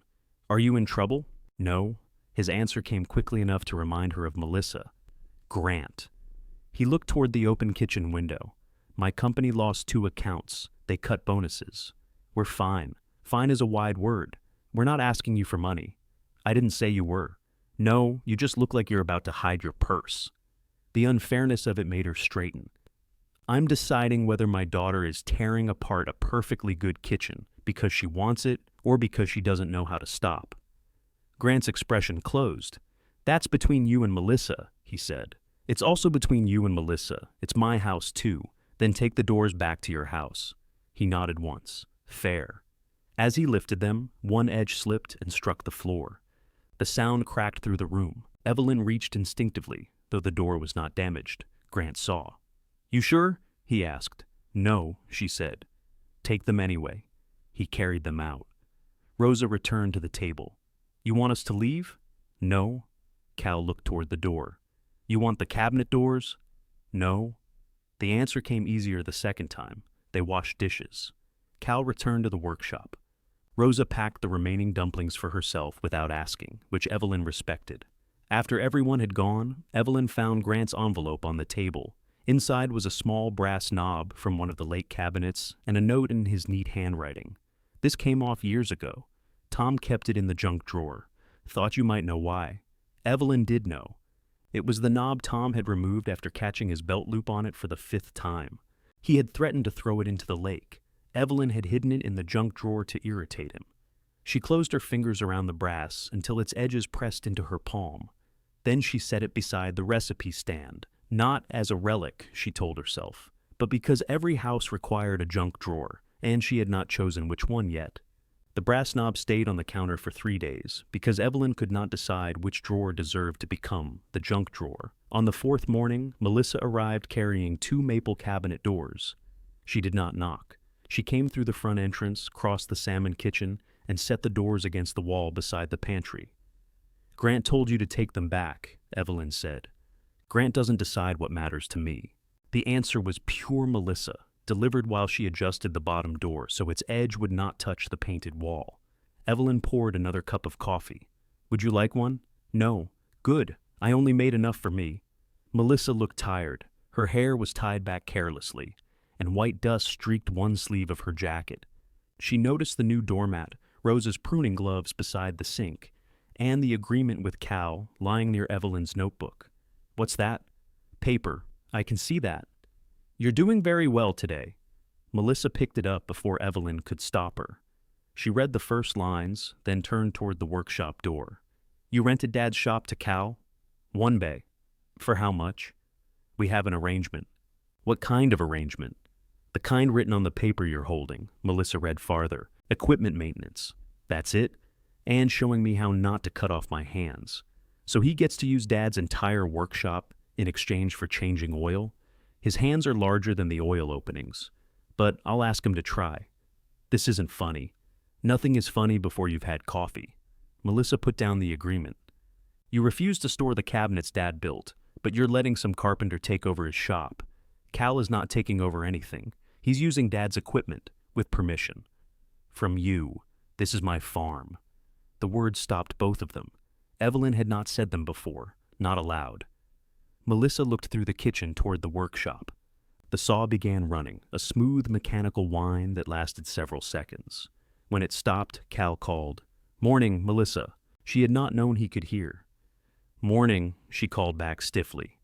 Evelyn drank her coffee. Melissa's eyes fell on the recipe stand. Tom's photograph remained propped beside it. The brass knob sat near the base. "You knew what that was," she said. "Yes." "Grant thought it might belong to something important. It came off a cabinet because it caught your father's belt. That's all?" "That was important to his pants." Melissa pressed her lips together. She had inherited Tom's inability to hide amusement when she wanted to be angry. "I want the doors here," she said. "Why?" "Because Dad made them. You're removing all of them. The kitchen won't work with the new layout. Then the doors no longer serve a purpose. That doesn't mean they're garbage." Evelyn looked at the 2 panels. Their finish was scratched, the hinge marks visible along one edge. She understood Melissa's refusal to throw them away. She also understood that accepting 2 would become accepting 18, followed by drawers, trim, the old sink, and any piece of the lake house Melissa could not keep but could not release. "What will you do with them here?" Evelyn asked. "I'll figure it out." "When?" "I don't know. That's storage." Melissa folded her arms. "Maybe Cal can make something out of them." "From the workshop," Cal said. "Please don't put me in this." Evelyn closed her eyes. Melissa raised her voice. "Could you?" Cal appeared in the doorway holding a sanding block. "Could I what?" Use the cabinet doors for something. A bench, shelves, probably. See? He looked at Evelyn, then the doors. Should I? No, Evelyn said. Melissa stared at her. Why not? Because you don't want a bench. You want permission not to decide. Color rose into Melissa's face. Cal took one careful step backward. I'm going to the hardware store. You don't need anything, Evelyn said. I've just remembered I do. He left through the workshop. Melissa walked to the window. Outside, the orchard had begun to show pale blossoms. Rosa's repaired fence ran in a clean line along the pasture. The farm no longer looked abandoned, which seemed to upset Melissa more than the disrepair had. Grant said, "You're leasing the field too?" To Rosa. So, everybody gets a piece. No one gets a piece. Cal has workspace. Rosa has grazing. I receive something in return.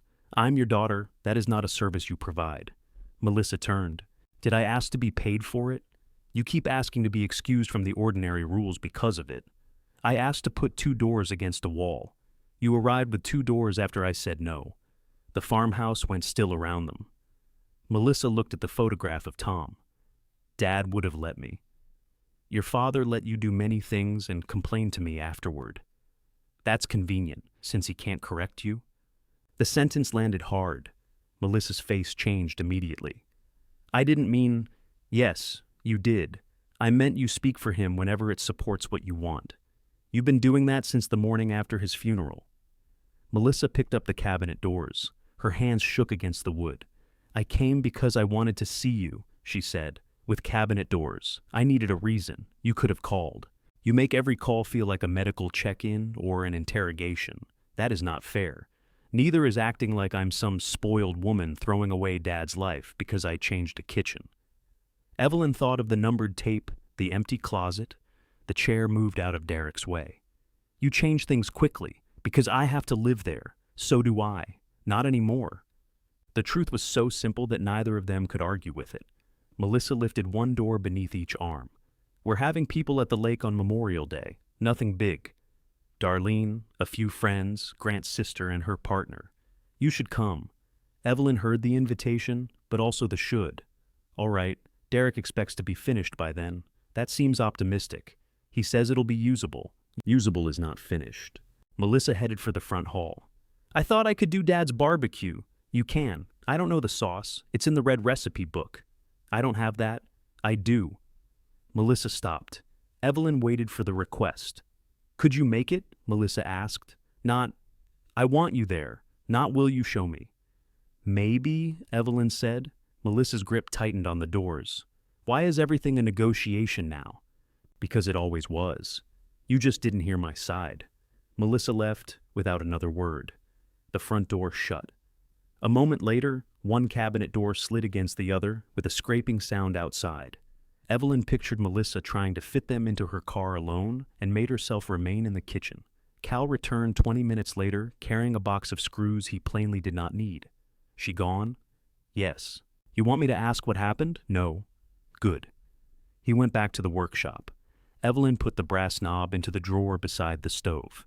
It contained 2 batteries, rubber bands, a takeout menu from a restaurant 30 miles away, and a single blue birthday candle left by a previous owner.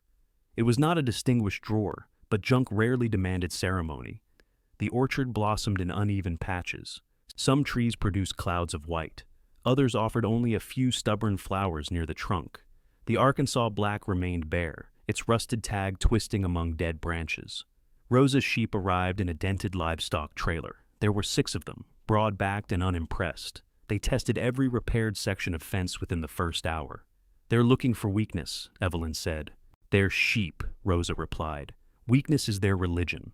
One pushed its head between 2 rails and became stuck. Cal helped free it, while Rosa insulted its judgment. Evelyn stood inside the pasture, holding a bucket she had not been told was empty. Melissa had not called since the argument.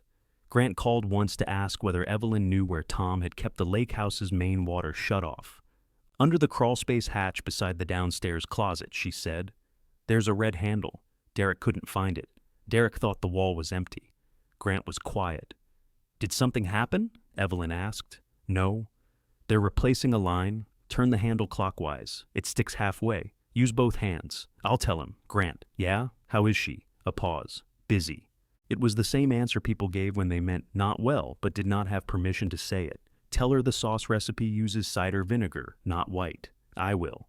Melissa did not call to thank her.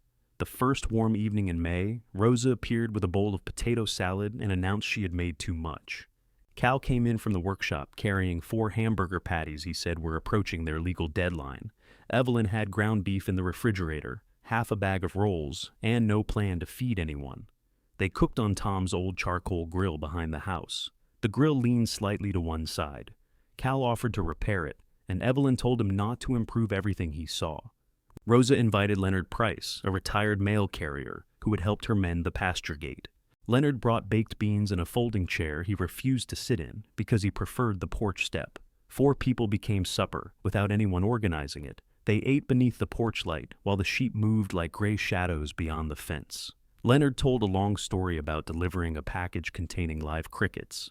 Cal put too much of Rosa's hot sauce on his beans and tried to blame the wind.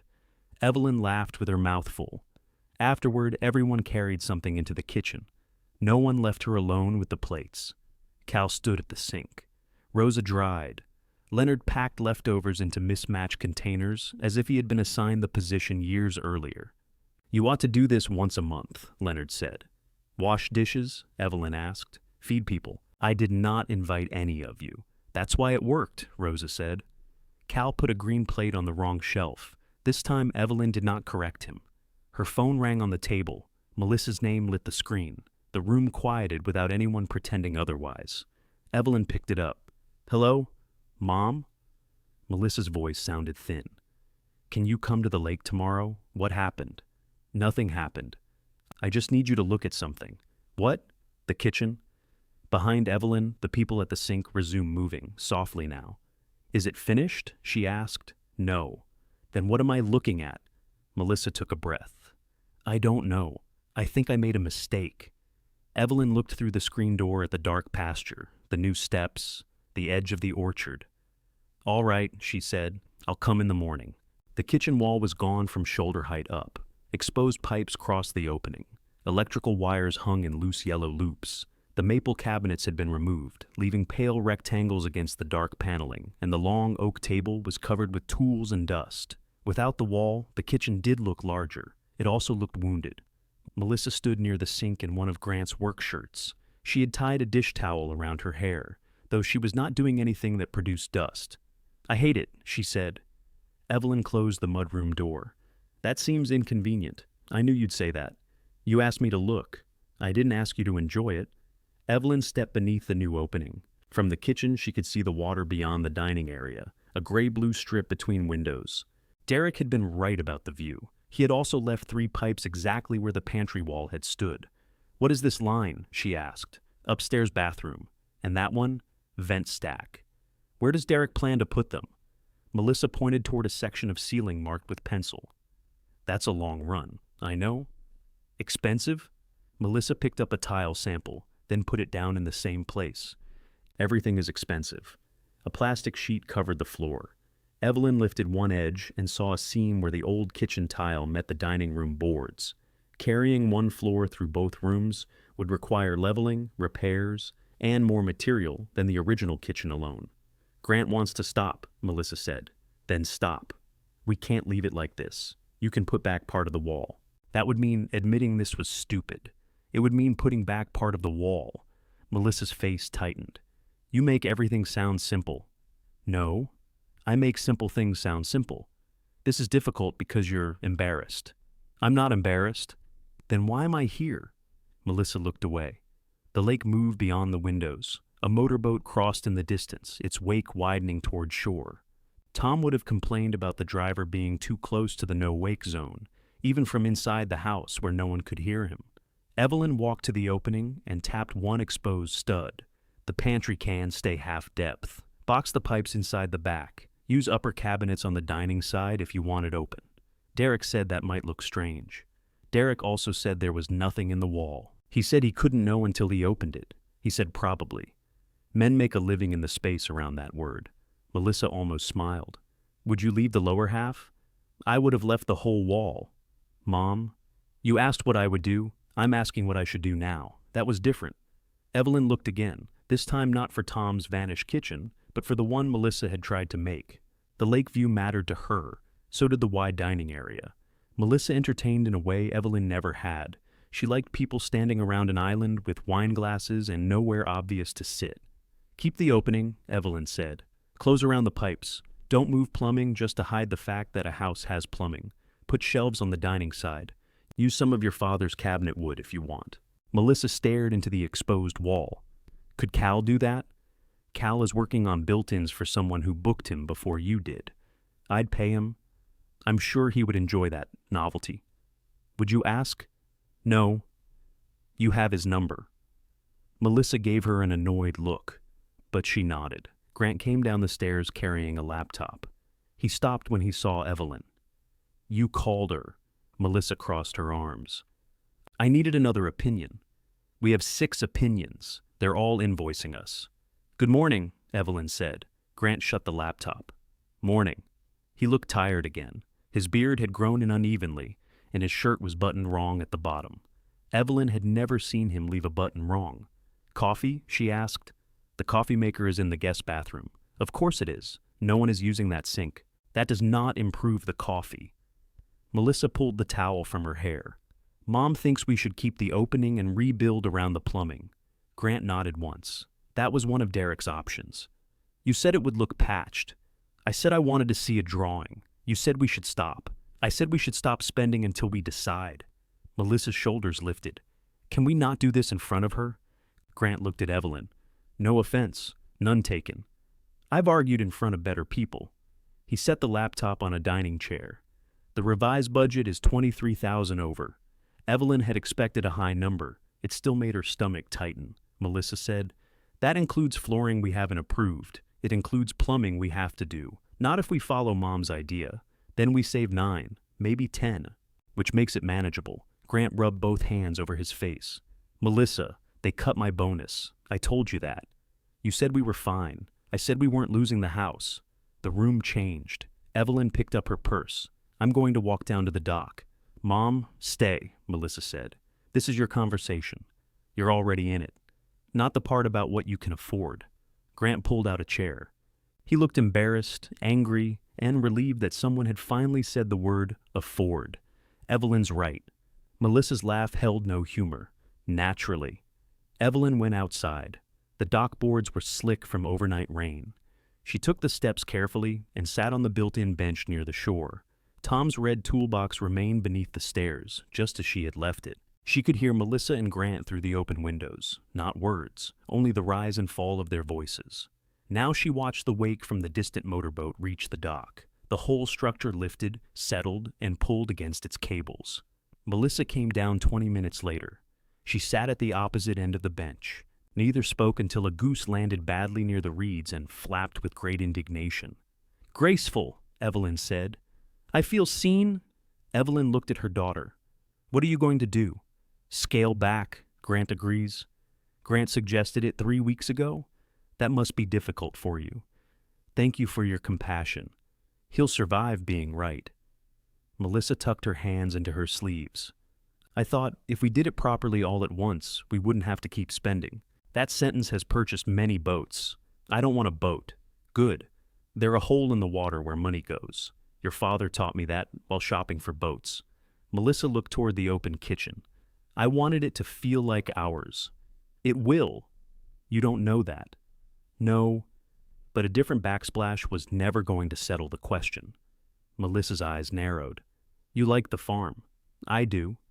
"You didn't before?" "I didn't know it before. Dad did. Parts of it. He spent more time there than he spent here his last few years. Because the farm needed him. So did we." Evelyn heard the younger hurt inside the adult sentence. Melissa had been in her late 30s when Tom began spending most weekends at the farm, but children did not stop counting absences simply because they had mortgages. "He thought the lake house would always be here," Evelyn said. Melissa picked at a splinter in the bench. "And now I'm tearing it apart." "You removed a wall. The lake remains. That's not what you thought when you walked in." "No." Melissa waited. Evelyn did not pretend. It hurt. "I knew it. You asked me to tell you what to do, not to approve of everything you've done. That sounds like Dad. He learned it from me. Melissa smiled despite herself. They went back inside. Grant had made coffee in the guest bathroom and poured 3 cups. It tasted faintly of dust, though Evelyn could not prove this. They decided nothing final. Melissa would ask Derek for a cheaper revision, Grant would check every number, and they would keep the remaining old cabinet doors until they knew which could be reused. Evelyn offered neither money nor rescue. No one asked. Before she left, Melissa touched her arm. The sauce. What about it? Will you show me? The red recipe book was at the farm, so Melissa followed her there. She stopped in the driveway when she saw the sheep. You have livestock? Rosa has livestock. I have grass. Inside, she noticed the 4 supper plates drying beside the sink. You had people over. They arrived with food. Who? Rosa, Cal, and Leonard. Who's Leonard? A man with baked beans. Melissa looked around as if the kitchen might contain evidence of a second family. The table still held Rosa's hot sauce and Cal's folded agreement. Evelyn took down the red recipe book and set it on the wooden stand. Tom's barbecue sauce recipe was written in her handwriting, with his changes crowded into the margins. More molasses, he had written, underlining more twice. Melissa read it. That's a terrible amount of sugar. He was a troubled man. They made a half batch. Melissa measured everything precisely until Evelyn told her the mustard had never once consented to precision. When the sauce began to simmer, the kitchen filled with vinegar and sweetness. Melissa tasted from a spoon. It's wrong. It needs salt. The recipe says salt. You skipped it. I did not. Evelyn pointed to the unopened container. Melissa added salt, tasted again, and closed her eyes. That's it. Yes. For a moment, Tom seemed present in the steam between them, not as a ghost or message, only as a flavor both women knew. Come early on Memorial Day, Melissa said. We can cook together. I'll come at noon. People arrive at 2. Then we have 2 hours. I need to set up the bedrooms and clean the deck. Then start earlier. Melissa put down the spoon. You always did that part. I know. You know where everything goes. So will you, after you decide. The hurt came back into Melissa's face, followed by anger, then something closer to understanding. Noon, she said. Noon? Melissa poured the sauce into a jar. At the door, she looked toward the workshop. When is your next supper? I don't have suppers. You did. It happened once. If it happens again, could I come? Evelyn thought of the cabinet doors, Tom's plaid shirt, and her daughter needing a reason to visit. You don't need to bring anything, she said. Melissa glanced back. I thought everyone brought something. They do. That makes no sense. I know. Melissa left with the sauce held upright in both hands. Evelyn watched her car pass the repaired fence and disappear beyond the gate. On the kitchen table, the red recipe book remained open to Tom's cramped instruction. More molasses. Evelyn added in her own handwriting, Melissa forgets the salt.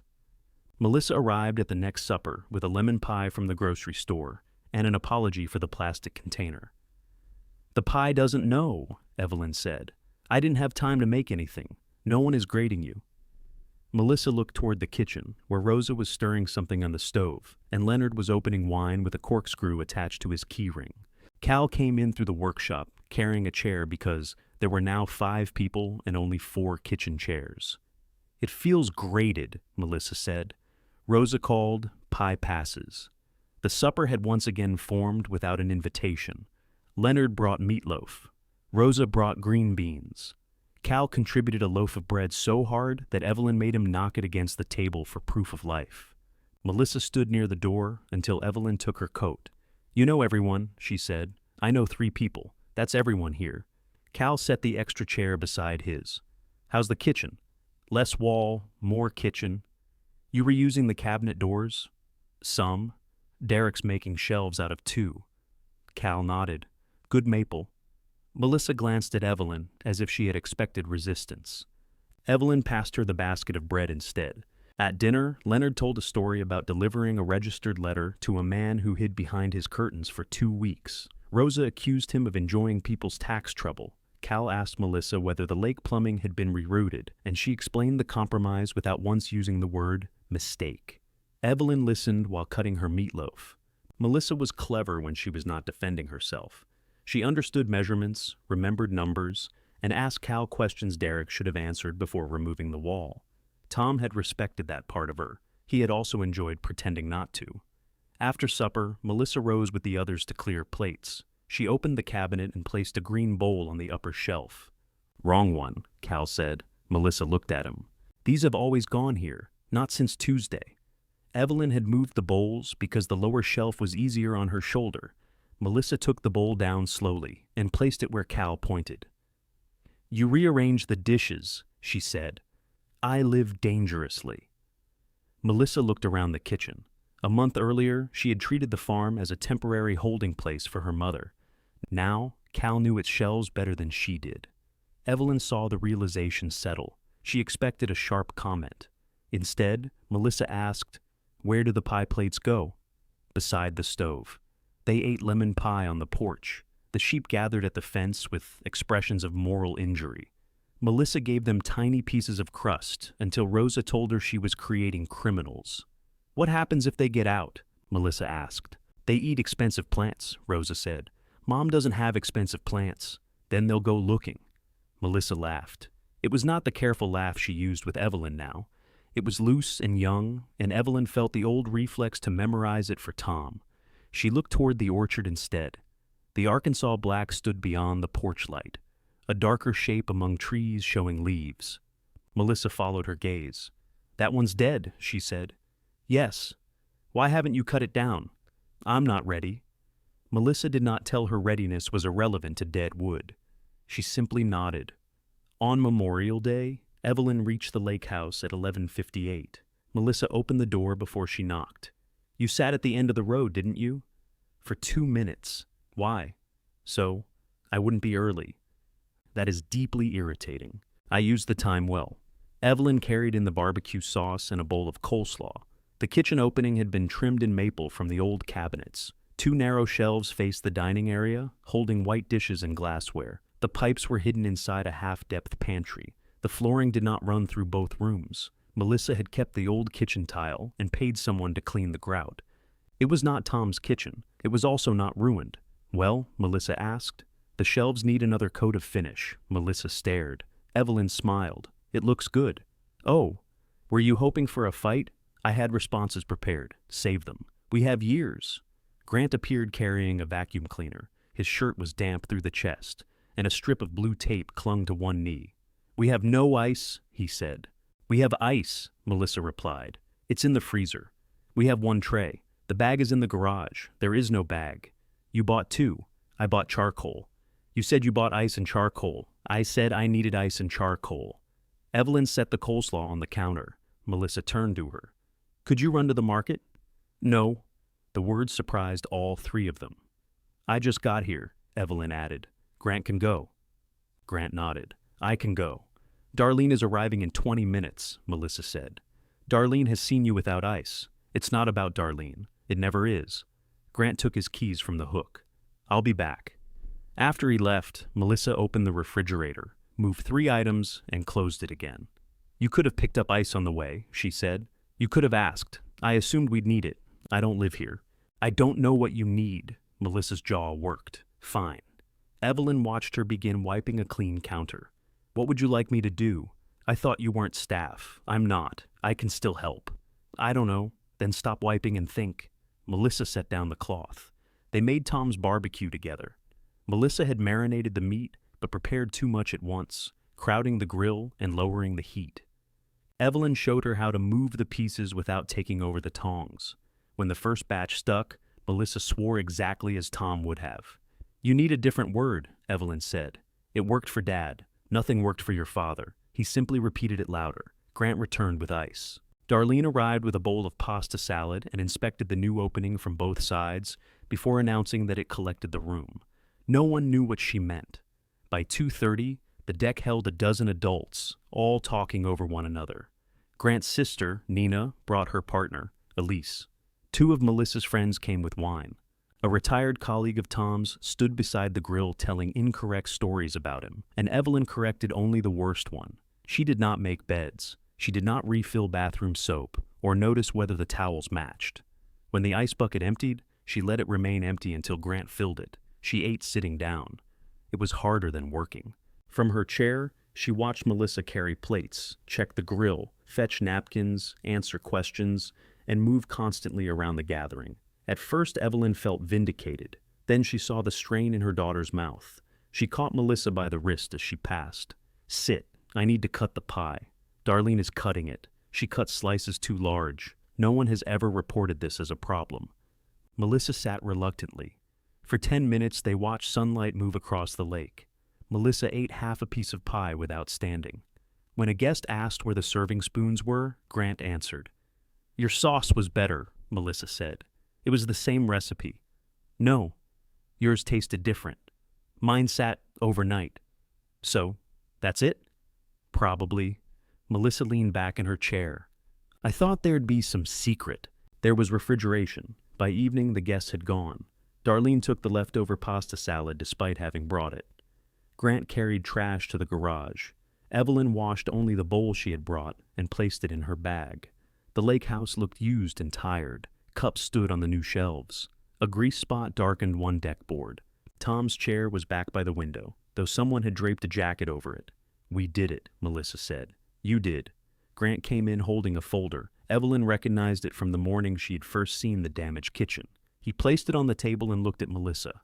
"Not tonight," she said. "We said after Memorial Day." "I meant after." "It is after." Evelyn lifted her bag. "I'm leaving." Melissa touched the folder. "Wait. No. This concerns you." Evelyn set the bag down again. Grant sat. The project still ran over. Less than the revised estimate, but more than we planned. "How much?" Evelyn asked. Melissa named the figure. It was not catastrophic, but with Grant's reduced income, it was enough to change how they lived. "We can handle payments," Grant said. "We just have to delay some things." Melissa looked at him. "Or we adjust." Evelyn heard the word and disliked it immediately. Melissa opened the folder. Inside were no secrets, only estimates and a printed map of the farm that Evelyn recognized from the county website. A yellow line had been drawn across the far pasture beyond the creek. "You're leasing this section to Rosa for almost nothing," Melissa said. "It's too much land for you to maintain. Rosa maintains it. That's my point. You could sell the back acreage and put most of the money somewhere safe. Keep some for repairs. And the rest?" Melissa looked at Grant. He did not look back. "We could treat it as an adjustment between the properties," she said. "The lake house needed more work than any of us realized. Your kitchen needed work because you removed it. That isn't all. The roof will need replacing in a few years. The dock needs support. Dad deferred things. Your father maintained that house. I'm not criticizing him. I'm saying the value wasn't as simple as lake house versus farm." Evelyn stared at the yellow line. It cut through the pasture Rosa had fenced and reached close to the orchard. "You want me to sell part of my home to pay for your renovation. I want you to protect yourself from a property you can't manage alone. By giving you money, by making the division fair." Grant stood. "I told her I didn't want to do this." Melissa's face flushed. "You said we needed a solution. This isn't one."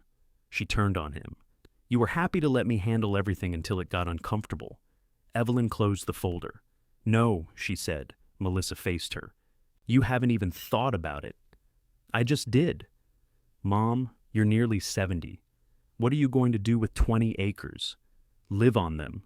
You don't live on the pasture. Neither do you. That's not the point." "It is exactly the point." Melissa's voice broke. "You're choosing Dad's project over your living family." Evelyn picked up her bowl. "No," she said. "I'm choosing not to disappear just because you found a more efficient use for me." She left before Melissa could answer, carrying the empty bowl and the smell of barbecue smoke on her clothes. The bowl slid across the passenger seat at the first turn. Evelyn caught it against the door with one hand and swore. Barbecue sauce had dried beneath the rim. Melissa had washed everyone else's dishes, but not hers, perhaps because Evelyn had announced she would wash it herself. Perhaps because leaving one thing dirty was the only rebellion her daughter had managed before the conversation about the land. At the farm gate, Evelyn sat in the car with the headlights pointed toward the pasture. The sheep lifted their heads, decided she was unimportant, and returned to grazing. 20 acres. She had not known Melissa knew the number. She pictured her daughter finding the map, measuring a yellow line across land she had visited twice, then arranging the proposal in words like protection and adjustment. The word fair stayed with Evelyn as she carried the bowl inside. She washed it, she wiped the counter. She moved the brass knob from one section of the junk drawer to another and hated herself for doing something so pointless. Her phone remained silent. That was what she had wanted, she told herself. No daily checking, no daughter arranging her life, no questions about blood pressure or shower mats. The silence still felt personal. Cal found her the next morning attempting to drag a fallen orchard limb by herself. "You have a tractor," he said. "I don't know how to use it. You have a phone. I know how to use that. Evidence suggests otherwise." He attached the limb to the small utility tractor and showed her how to start it. Set the brake, lift the rear attachment, and stop before she drove through a fence. Evelyn wrote the sequence in her notebook. "You don't need to do this alone," Cal said. "I'm not. You were dragging a tree. It's a branch. It has branches." He climbed off the tractor. Rosa would help. "Rosa is at a growers' meeting. I would help. You are." Cal looked toward the farmhouse. "Did something happen yesterday?" "No." That answer was faster than usual. Evelyn started the tractor. It lurched forward, and Cal jumped aside. "Brake first," he shouted. "I'm learning. You're weaponizing the lesson." She spent the morning hauling branches and the afternoon with an ice pack against her shoulder. Independence, she discovered, often ended with frozen peas wrapped in a towel. Melissa did not call that day or the next. Grant sent a message on Wednesday. "I'm sorry about the folder. I should have stopped that conversation." Evelyn typed 3 replies before sending none. The first blamed him. The second excused him. The third asked how Melissa was, which felt like inviting him into a job he had already failed to perform comfortably. She put down the phone. The next supper happened without lemon pie. Rosa brought fried chicken. Leonard brought corn pudding. Cal invited a cabinet maker named Denise, whose conversation was better than Cal's bread. Evelyn added 2 chairs to the table and told everyone this was becoming an administrative burden. "You need a bigger table," Leonard said. "This table has survived worse people than you." Evelyn looked toward the empty place where Melissa had sat the month before. No one asked whether she was coming. Evelyn was grateful and disappointed. Afterward, Denise washed, Leonard dried, and Cal put every dish on the wrong shelf with increasing confidence. Rosa wrote the date for the next supper on Evelyn's wall calendar. "You're all assuming there will be one," Evelyn said. "Yes," Rosa replied. June warmed the farmhouse until the upstairs rooms smelled of pine boards and trapped sunlight. Evelyn bought a window air conditioner for the front room after 3 nights of refusing on principle. The electric bill rose. The tractor needed a belt. The upstairs toilet began groaning twice per flush, as if developing an opinion. Evelyn kept the expenses in her notebook. She had enough, if she stayed careful. Enough was not security. It was a moving line she checked every week. The orchard set fruit unevenly. Rosa thinned small apples from crowded branches and made Evelyn do the same. "We just got them to grow," Evelyn complained. "You want 12 bad apples or 6 good ones?" 12 good ones.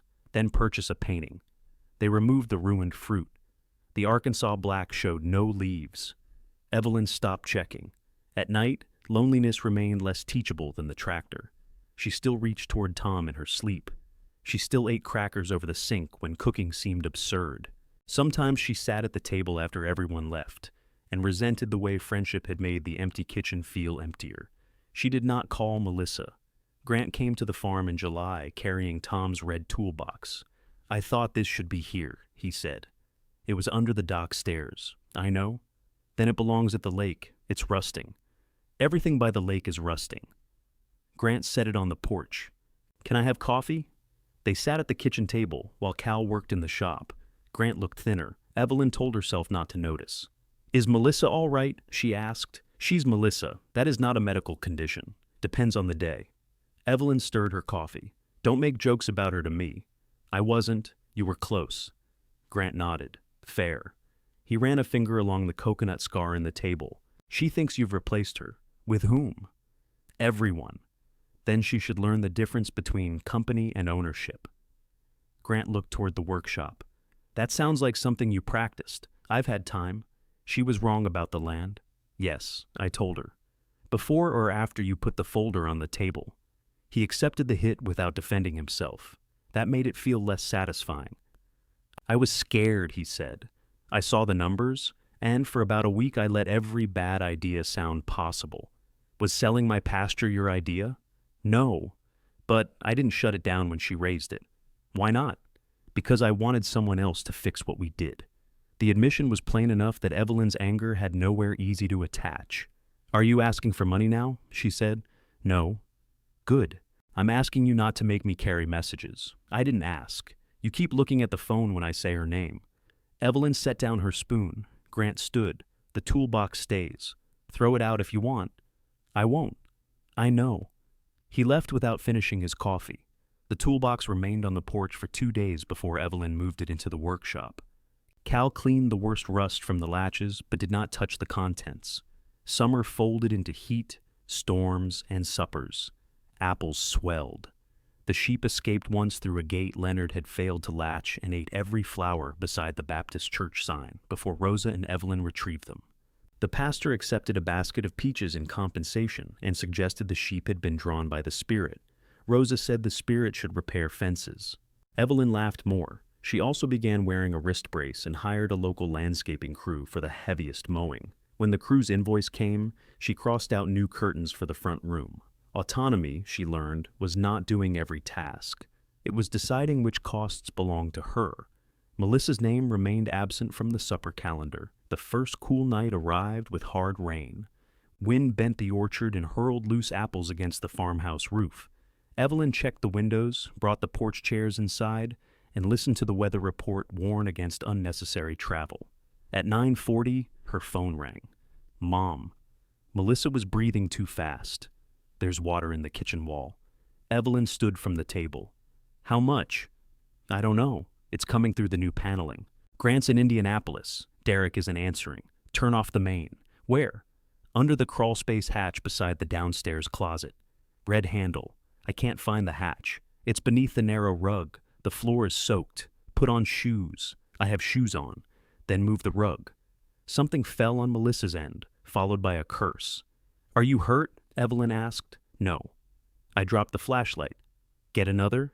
There isn't another? There are 3 in the mudroom cabinet. That cabinet is gone. Of course it was.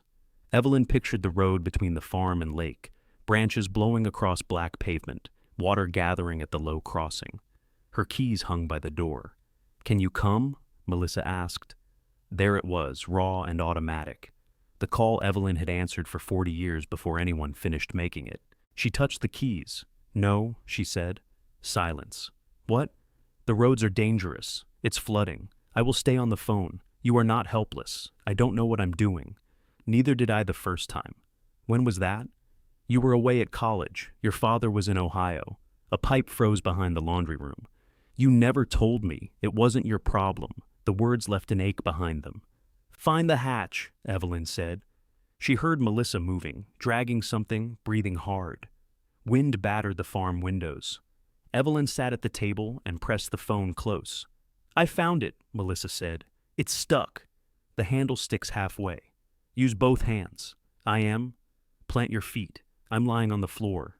That works too. Pull toward your right. It won't move. Melissa. What? You can do this. The line went quiet except for effort. A sharp cry, then the clank of metal. I got it. Turn it until it stops. It stopped. Listen. They both listened. At first water still ran. Then the sound thinned from a rush to a heavy patter. It's slowing, Melissa whispered. Good. Turn off the breaker to the kitchen. Where is that? Utility closet. The panel is labeled. Dad's handwriting? Yes. Melissa made a sound that might have been a laugh. I painted over his labels. Then find kitchen outlets. She did. For the next hour, Evelyn talked her through placing buckets beneath the leak, moving the white dishes, and using every towel in the house. Melissa crawled behind the half-depth pantry and found the damaged line. She sent a blurry photograph. Compression fitting, Evelyn said. Probably loosened. Can I fix it? Not tonight. I thought you said I wasn't helpless? You're not. That doesn't make you a plumber. When the immediate work was done, Melissa sat on the kitchen floor. Evelyn could hear the exhaustion in the way she breathed. I ruined the paneling, she said. Water ruined the paneling. I chose it. That is not the same thing. It feels the same. Evelyn looked around her own kitchen. One salmon wall was darker where she had touched it up badly. The room was quiet except for rain, and Cal's tools shifting faintly in the workshop as the building moved in the wind. "Go upstairs," she said. "Take a dry blanket. Will you stay on?" "Yes." Melissa carried the phone with her. She did not ask Evelyn to drive again. Long after the rain eased, they remained connected without speaking. Evelyn heard the lake house steps creak beneath her daughter's feet. Melissa heard the farm furnace start and the upstairs toilet groan through the floor. "What was that?" she asked. "The toilet. It's still doing that?" "It has become expressive." Melissa laughed softly. At 12:15, she said, "Mom?" "Yes?" "I'm sorry." Evelyn waited. Melissa did not add what for. The words were too small for the distance between them and too honest to reject. "I know," Evelyn said. It was not forgiveness, but neither woman hung up. At 2 in the morning, Melissa finally said, "I think I can sleep." "Then sleep." "You too. I'm already in bed.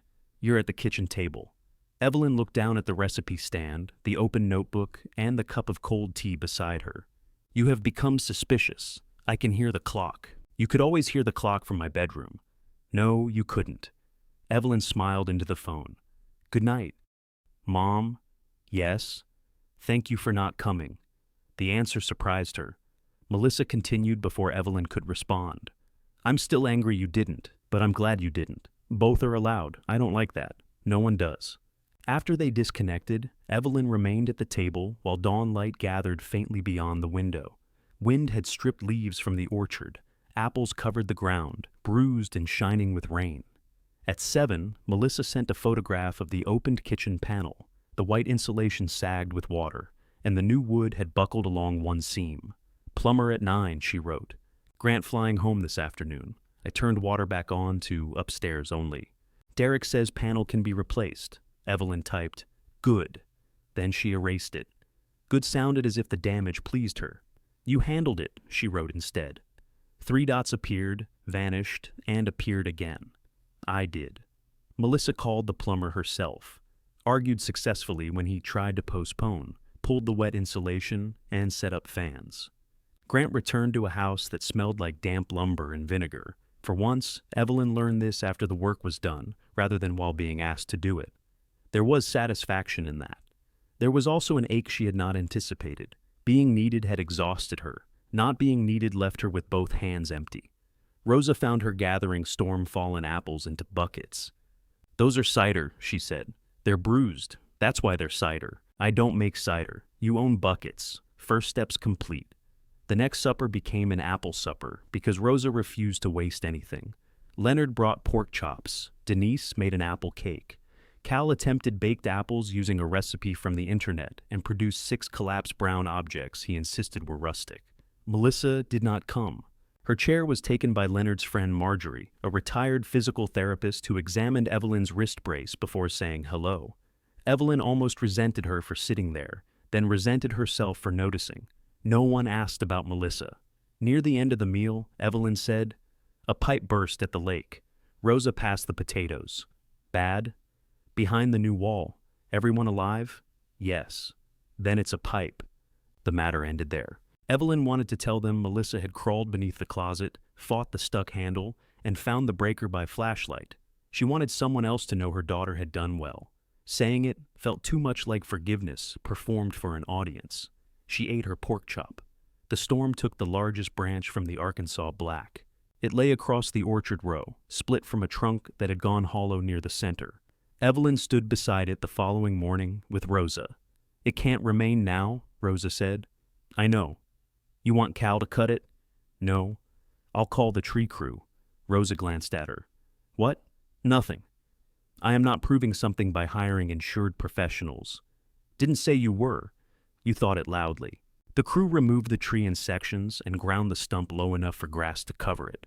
Evelyn kept one short piece of sound wood from near the base, though she had no plan for it. Cal set it on a shelf in the workshop without asking why. For 2 weeks, Melissa sent practical messages. Wall is closed, water pressure normal. Grant found 3 flashlights. Derek is finishing Friday. Evelyn answered each one. She did not ask when Melissa would visit, and Melissa did not mention the land. Then a blue SUV turned into the farm drive on a Sunday afternoon with something large strapped to its roof. Melissa parked beside the porch. Grant climbed out first and began untying ropes. The object beneath the moving blanket was long and low. "What is that?" Evelyn asked. Melissa pulled away the blanket. Tom's porch bench had once been green. Most of the paint had peeled, exposing gray wood beneath. One arm sagged, and the center slat carried a black ring from years of coffee mugs. Tom had built it from leftover dock boards before buying proper deck furniture. It had spent the last several years against the side of the lake house where no one sat because the mosquitoes were ambitious. "You threw that out," Evelyn said. Melissa looked at her. "I almost did." Evelyn remembered the renovation dumpster beside the garage, full of paneling and broken drywall. She had not looked inside. At the time, looking would have seemed like asking to be hurt. "It was in the dumpster for about 20 minutes, Melissa said. "Then I made Derek help me pull it back out." "Why?" "I don't know. That is becoming your answer for a lot of things." Grant removed the last rope. "I'm going to check the fence." "You don't know anything about fences," Melissa said. "I know what they look like." He walked toward the pasture. Melissa and Evelyn stood on opposite sides of the bench. "The paneling is fixed," Melissa said. "You told me." "It looks almost the same?" "That's good." "I found the shutoff faster when the plumber came." "That's also good." Rainwater had soaked the lower legs of the bench long ago, leaving them soft and dark. Evelyn pressed one with her shoe. "This needs more than paint. Cal can fix it. He can." Melissa looked toward the workshop, which was quiet. "Is he here?" "No, I thought he was always here. He has a life." The answer came sharper than necessary. Melissa nodded. "I brought boards," she said. "What kind?" "Wood." "That narrows it down." "I went to the lumber yard. A man named Chuck sold me cedar. Tom built it from pine. Chuck said, 'Cedar handles weather.' Chuck didn't marry your father. He seemed grateful for that." Evelyn laughed before she meant to. Melissa smiled faintly. They carried the bench into the workshop. Evelyn took one end, though Melissa watched her wrist brace. "I can manage," Evelyn said. "I didn't say anything." "You looked. I have eyes. So do I." "You also have a brace." They set the bench beside Tom's work table. Cal's east bay was swept clean, his current project gone. Tom's tools remained in their rows with red, yellow, and blue tape on the handles. Melissa touched the colored tape. "I thought Dad was being organized. He was losing his sight." "What?" "Not completely. Dusk was difficult. Small things." "He didn't tell you." Melissa turned toward her. "Why not? He barely told me." "But you knew." "Eventually." Melissa looked at the hammer handles. "There was so much I didn't know. There was a great deal your father didn't say. To me, to everyone. He told you, when he couldn't avoid it." Melissa picked up a red-taped hammer. "I keep thinking if I hold on to enough things, I'll figure out which parts were real." Evelyn leaned against the workbench. All of them were real, even the parts that contradicted each other. "He said the lake house would be mine." "I believe he said that." Melissa looked up, startled. "I didn't before," Evelyn said. "Or I didn't want to. He said it one Labor Day when Grant was repairing the dock ladder. He said, 'This place will be yours, Missy. Try not to let your husband drown.' That sounds like him. I know it wasn't a promise written in blood, but when he died, I kept hearing it." Evelyn waited. "It made me feel chosen," Melissa said. "Which is awful, not awful. I had you. He had the farm. It sounds ridiculous, but I thought maybe the lake was the thing that proved he saw me." Evelyn looked toward the shelves. The piece of Arkansas black sat between two cans of finish. "He saw you," she said. "He also left every room when I tried to talk about something difficult." "Yes." "He let you handle all of that." "Yes. And I let you too." Evelyn did not answer. Melissa put down the hammer. "I took the house, then expected you to keep doing everything that made it home. The sauce, the rooms, the plumbing. I wanted the part that said Dad chose me without the part where I had to take care of what he gave me." The apology was not polished. It had rough edges, gaps, and places where Melissa's pride still showed through. Evelyn trusted it more because of that. "The land was worse," Melissa said. "Yes. I looked at the pasture and saw money we could use. I told myself it would be easier for you. I didn't ask what easier meant to you." "No. I'm sorry." Evelyn picked up a screwdriver and set it down again. "You treated me as if I were the labor attached to the lake house. When I left, you treated the farm like whatever was left after the important property had been chosen. Melissa's face tightened. She did not interrupt. The lake held your memories of being cared for, Evelyn said. The farm held the work that did the caring. You wanted the first one because it was beautiful. And then you asked me to sell pieces of the second when beauty cost more than you expected. Melissa's eyes filled. Evelyn continued because stopping would turn honesty into comfort too soon. I helped teach you that. I did things before you asked. I made work disappear and then got angry because you didn't see me doing it. That was not fair either. You were my mother. I still am. That does not make me an appliance.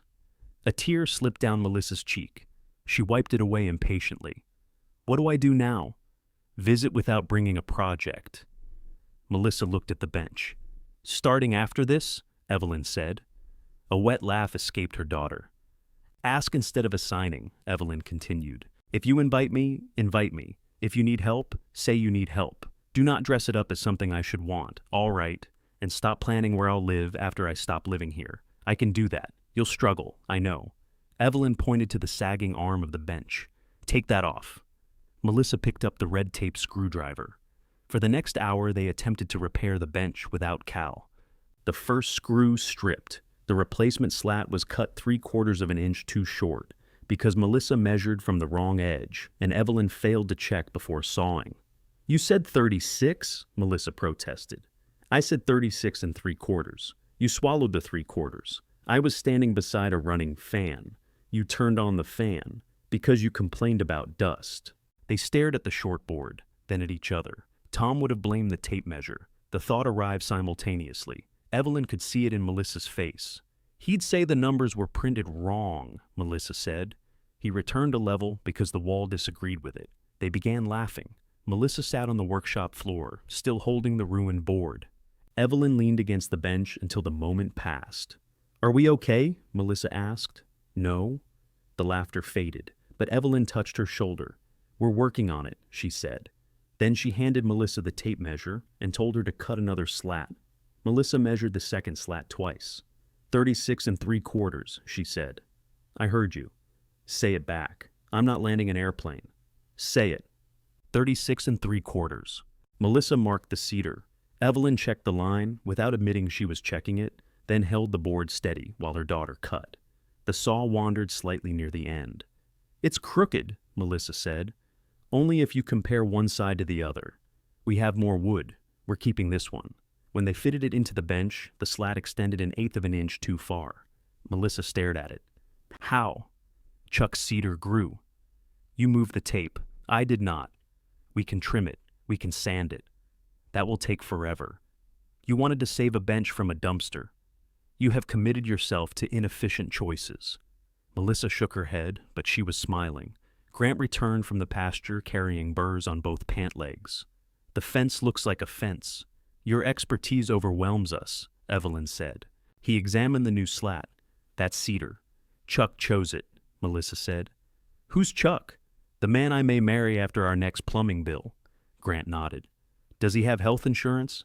They worked until late afternoon. Grant replaced the worst screws while Melissa sanded the new wood to soften its edges. Evelyn reinforced the sagging arm with a small bracket she found in Tom's red toolbox.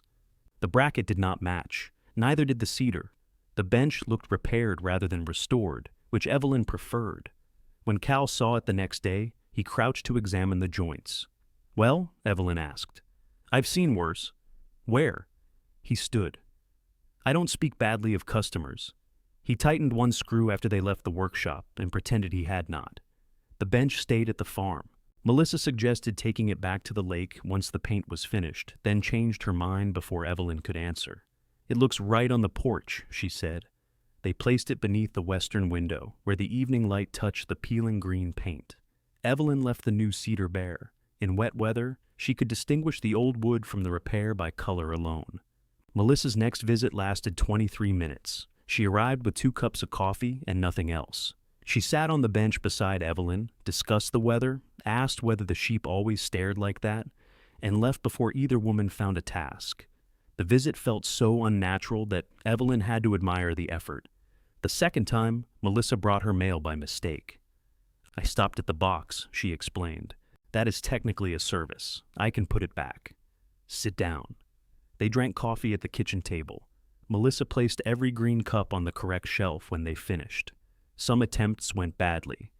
During one phone call, Melissa announced that Evelyn should replace the pasture gate before winter. She caught herself after the word should, apologized with obvious irritation, and asked whether Evelyn wanted her opinion. No, Evelyn said.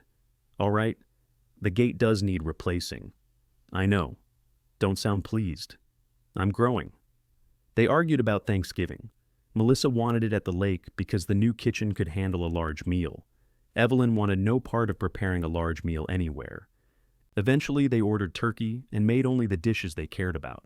Darlene complained that purchased dressing tasted commercial, then ate 3 helpings. At the lake house, Melissa assigned Evelyn no bedroom work. Grant handled the ice. When a serving bowl emptied, no one looked automatically toward Evelyn. She noticed anyway. Grief remained less cooperative than family. Tom's absence appeared in small ambushes. The first hard frost, a hardware store advertisement, a jar lid he would have opened without effort. On the anniversary of the day he entered the hospital, Evelyn stayed in bed until noon and ignored 3 calls. Melissa drove to the farm, but did not come inside. She left soup in a cooler on the porch with a note. No need to call, soup is too salty. I blame Dad. Evelyn ate 2 bowls. Winter pressed the farm down into quiet. The sheep went back to Rosa's property. Cal used the workshop most evenings, though the house stayed dark earlier. Monthly suppers became chili, soup, and whatever Leonard could carry without spilling in his car. Denise added herself permanently without asking. Marjorie brought a card table when the kitchen table ran out of space. Evelyn's expenses continued. The tractor battery died. A section of gutter pulled loose. She paid Cal for work outside their shop agreement when the job was not included, and he complained every time she wrote the check. She did not become younger, richer, or mysteriously good at farming. She became more willing to call Rosa before an orchard problem became an orchard emergency. She learned to hire help before pain forced her. She stopped apologizing when supper guests carried heavy pots. In February, she slipped on the front walk and bruised her hip. Melissa arrived within 2 hours carrying an overnight bag. I am not moving in, she announced. I didn't invite you. I'm staying one night. You live an hour and 28 minutes away without traffic. It took 2 hours and 11. You should have come Sunday morning. Melissa rolled her eyes, and Evelyn knew they were going to be all right eventually. Not because the old habits were gone. Melissa still checked the bath mat and tested the porch light. Evelyn still concealed pain until concealment became theatrical. But when Melissa helped her upstairs, she asked where Evelyn wanted her hand instead of simply taking her elbow. By spring, the orchard demanded work again. Rosa showed Melissa how to prune without standing beneath falling limbs. Melissa wore new gloves and approached every cut as if conducting surgery. Evelyn pruned 2 trees before her shoulder objected, then sat on Tom's bench with coffee and watched. You missed a crossing branch, she called. Rosa pointed her saw at Evelyn. Retired people lose field privileges when seated. I own the field. Then charge yourself admission. The Arkansas Black's old space remained empty until Melissa brought a young apple tree in the back of her SUV. She had chosen the same variety. Evelyn stood over the wrapped roots. Why? I thought we could replace it. This one won't produce for years. I know. Rosa says they're difficult here. I know. You bought it anyway. Are you going to help me plant it or criticize it until it dies? They planted it. The hole was too shallow the first time. They dug it deeper, loosened the roots, and set the trunk where the morning sun would reach it. Melissa wanted to stake it too tightly. Evelyn wanted no stake at all. Rosa made the decision by taking the rope from both of them. The young tree looked ridiculous in the wide, empty space. Evelyn liked it immediately. The lake house roof continued to age. The dock still needed support. Melissa and Grant did not sell anything to fix either one. They postponed the roof until the following year, hired Cal for the dock supports, and paid him slowly according to an arrangement he wrote himself after Evelyn warned him about vague family agreements. The lake house remained beautiful and expensive. It also became unmistakably Melissa's. She placed Tom's maple cabinet doors beneath the open shelves, where they served as shallow storage for serving trays. The crooked door under the old sink was gone. The new one closed perfectly. Evelyn disliked it on principle. In July, Melissa invited her to lunch. Just lunch, she said. No people. You and Grant are people. Opinions vary. Evelyn arrived at 12. She did not sit at the end of the road first. The lake was bright and crowded with boats. Grant grilled fish on the deck, while Melissa made salad in the kitchen. Tom's chair stood beside the window, facing the water. Its cushion had been recovered in blue fabric. Evelyn touched the wooden arm as she passed. I kept the frame, Melissa said from the kitchen. I see that. The old cushion smelled like mildew. It always smelled like mildew. Dad said it didn't. Your father could deny weather. They ate at the dining table beneath the maple-trimmed opening. Melissa had learned to make Tom's sauce without the recipe book, though sauce had no relationship to fish, and she served it anyway. After lunch, Grant began loading the dishwasher. Melissa reached toward a hook where an apron hung. Evelyn saw her hand stop. Coffee? Melissa asked instead. 1 cup. They carried it to the dock. The boards had been reinforced beneath the waterline. From above, the repair was nearly invisible. Melissa sat beside her on the built-in bench. Do you miss it? Evelyn watched a boat turn toward the far shore. Yes. Do you wish you'd stayed? No. The answer did not hurt either of them. I used to think those were the same question, Melissa said. So did I. When Evelyn left, she took only her purse. No laundry filled the back seat. No leftover ham appeared beside her. Melissa hugged her at the mudroom door and did not ask when she would return. The farm lane looked narrower after summer growth. Evelyn drove through the gate and saw the repaired porch bench beneath the western window. Cal's truck stood by the workshop. Rosa's sheep grazed in the pasture. The young Arkansas black held 12 leaves and no apparent ambition. Home did not greet her with revelation. The gutter needed cleaning. The porch paint had begun to peel. A mouse had chewed the corner of a flour bag, despite 3 traps and a lecture. Evelyn put away her purse and wrote flour in her notebook. By late August, the orchard produced enough good apples to overwhelm the kitchen. Rosa declared the crop respectable, which from her sounded like worship. Evelyn filled baskets for everyone who attended supper and still had fruit across half the table. The evening of the harvest meal, Cal arrived with smoked pork. Denise brought rolls. Leonard and Marjorie carried a pot between them, each insisting the other had tilted it. Rosa brought nothing and claimed the apples were her contribution because she had prevented Evelyn from ruining them. Melissa arrived 40 minutes early. She carried no laundry, cabinet door, property map, contractor estimate, or broken household object. Evelyn met her on the porch. You're early, I know. People will think you're related to the hostess. Melissa looked past her into the kitchen. Do you need help? The question was almost right, but not quite. Evelyn waited. Melissa corrected herself. What needs doing? In the kitchen, the green plates were stacked on the counter. Tom's recipe stand held an apple cake recipe. The brass knob remained in the junk drawer beside batteries, rubber bands, and the blue birthday candle.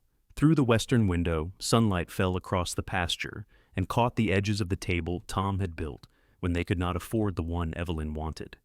Bring out the plates, Evelyn said. Melissa carried them to the porch, setting places on a row of mismatched tables Cal and Leonard had arranged beneath the trees. Rosa corrected the spacing. Denise uncorked wine. Grant arrived with ice and, for once, enough of it. Evelyn lifted the smoked pork from the kitchen counter. Cal reached for the pan, but she shook her head. I have it. The weight was comfortable in both hands, not light, not beyond her. She carried it outside to her table, at her farm, while Melissa placed the last green plate and left the chair beside Evelyn's open.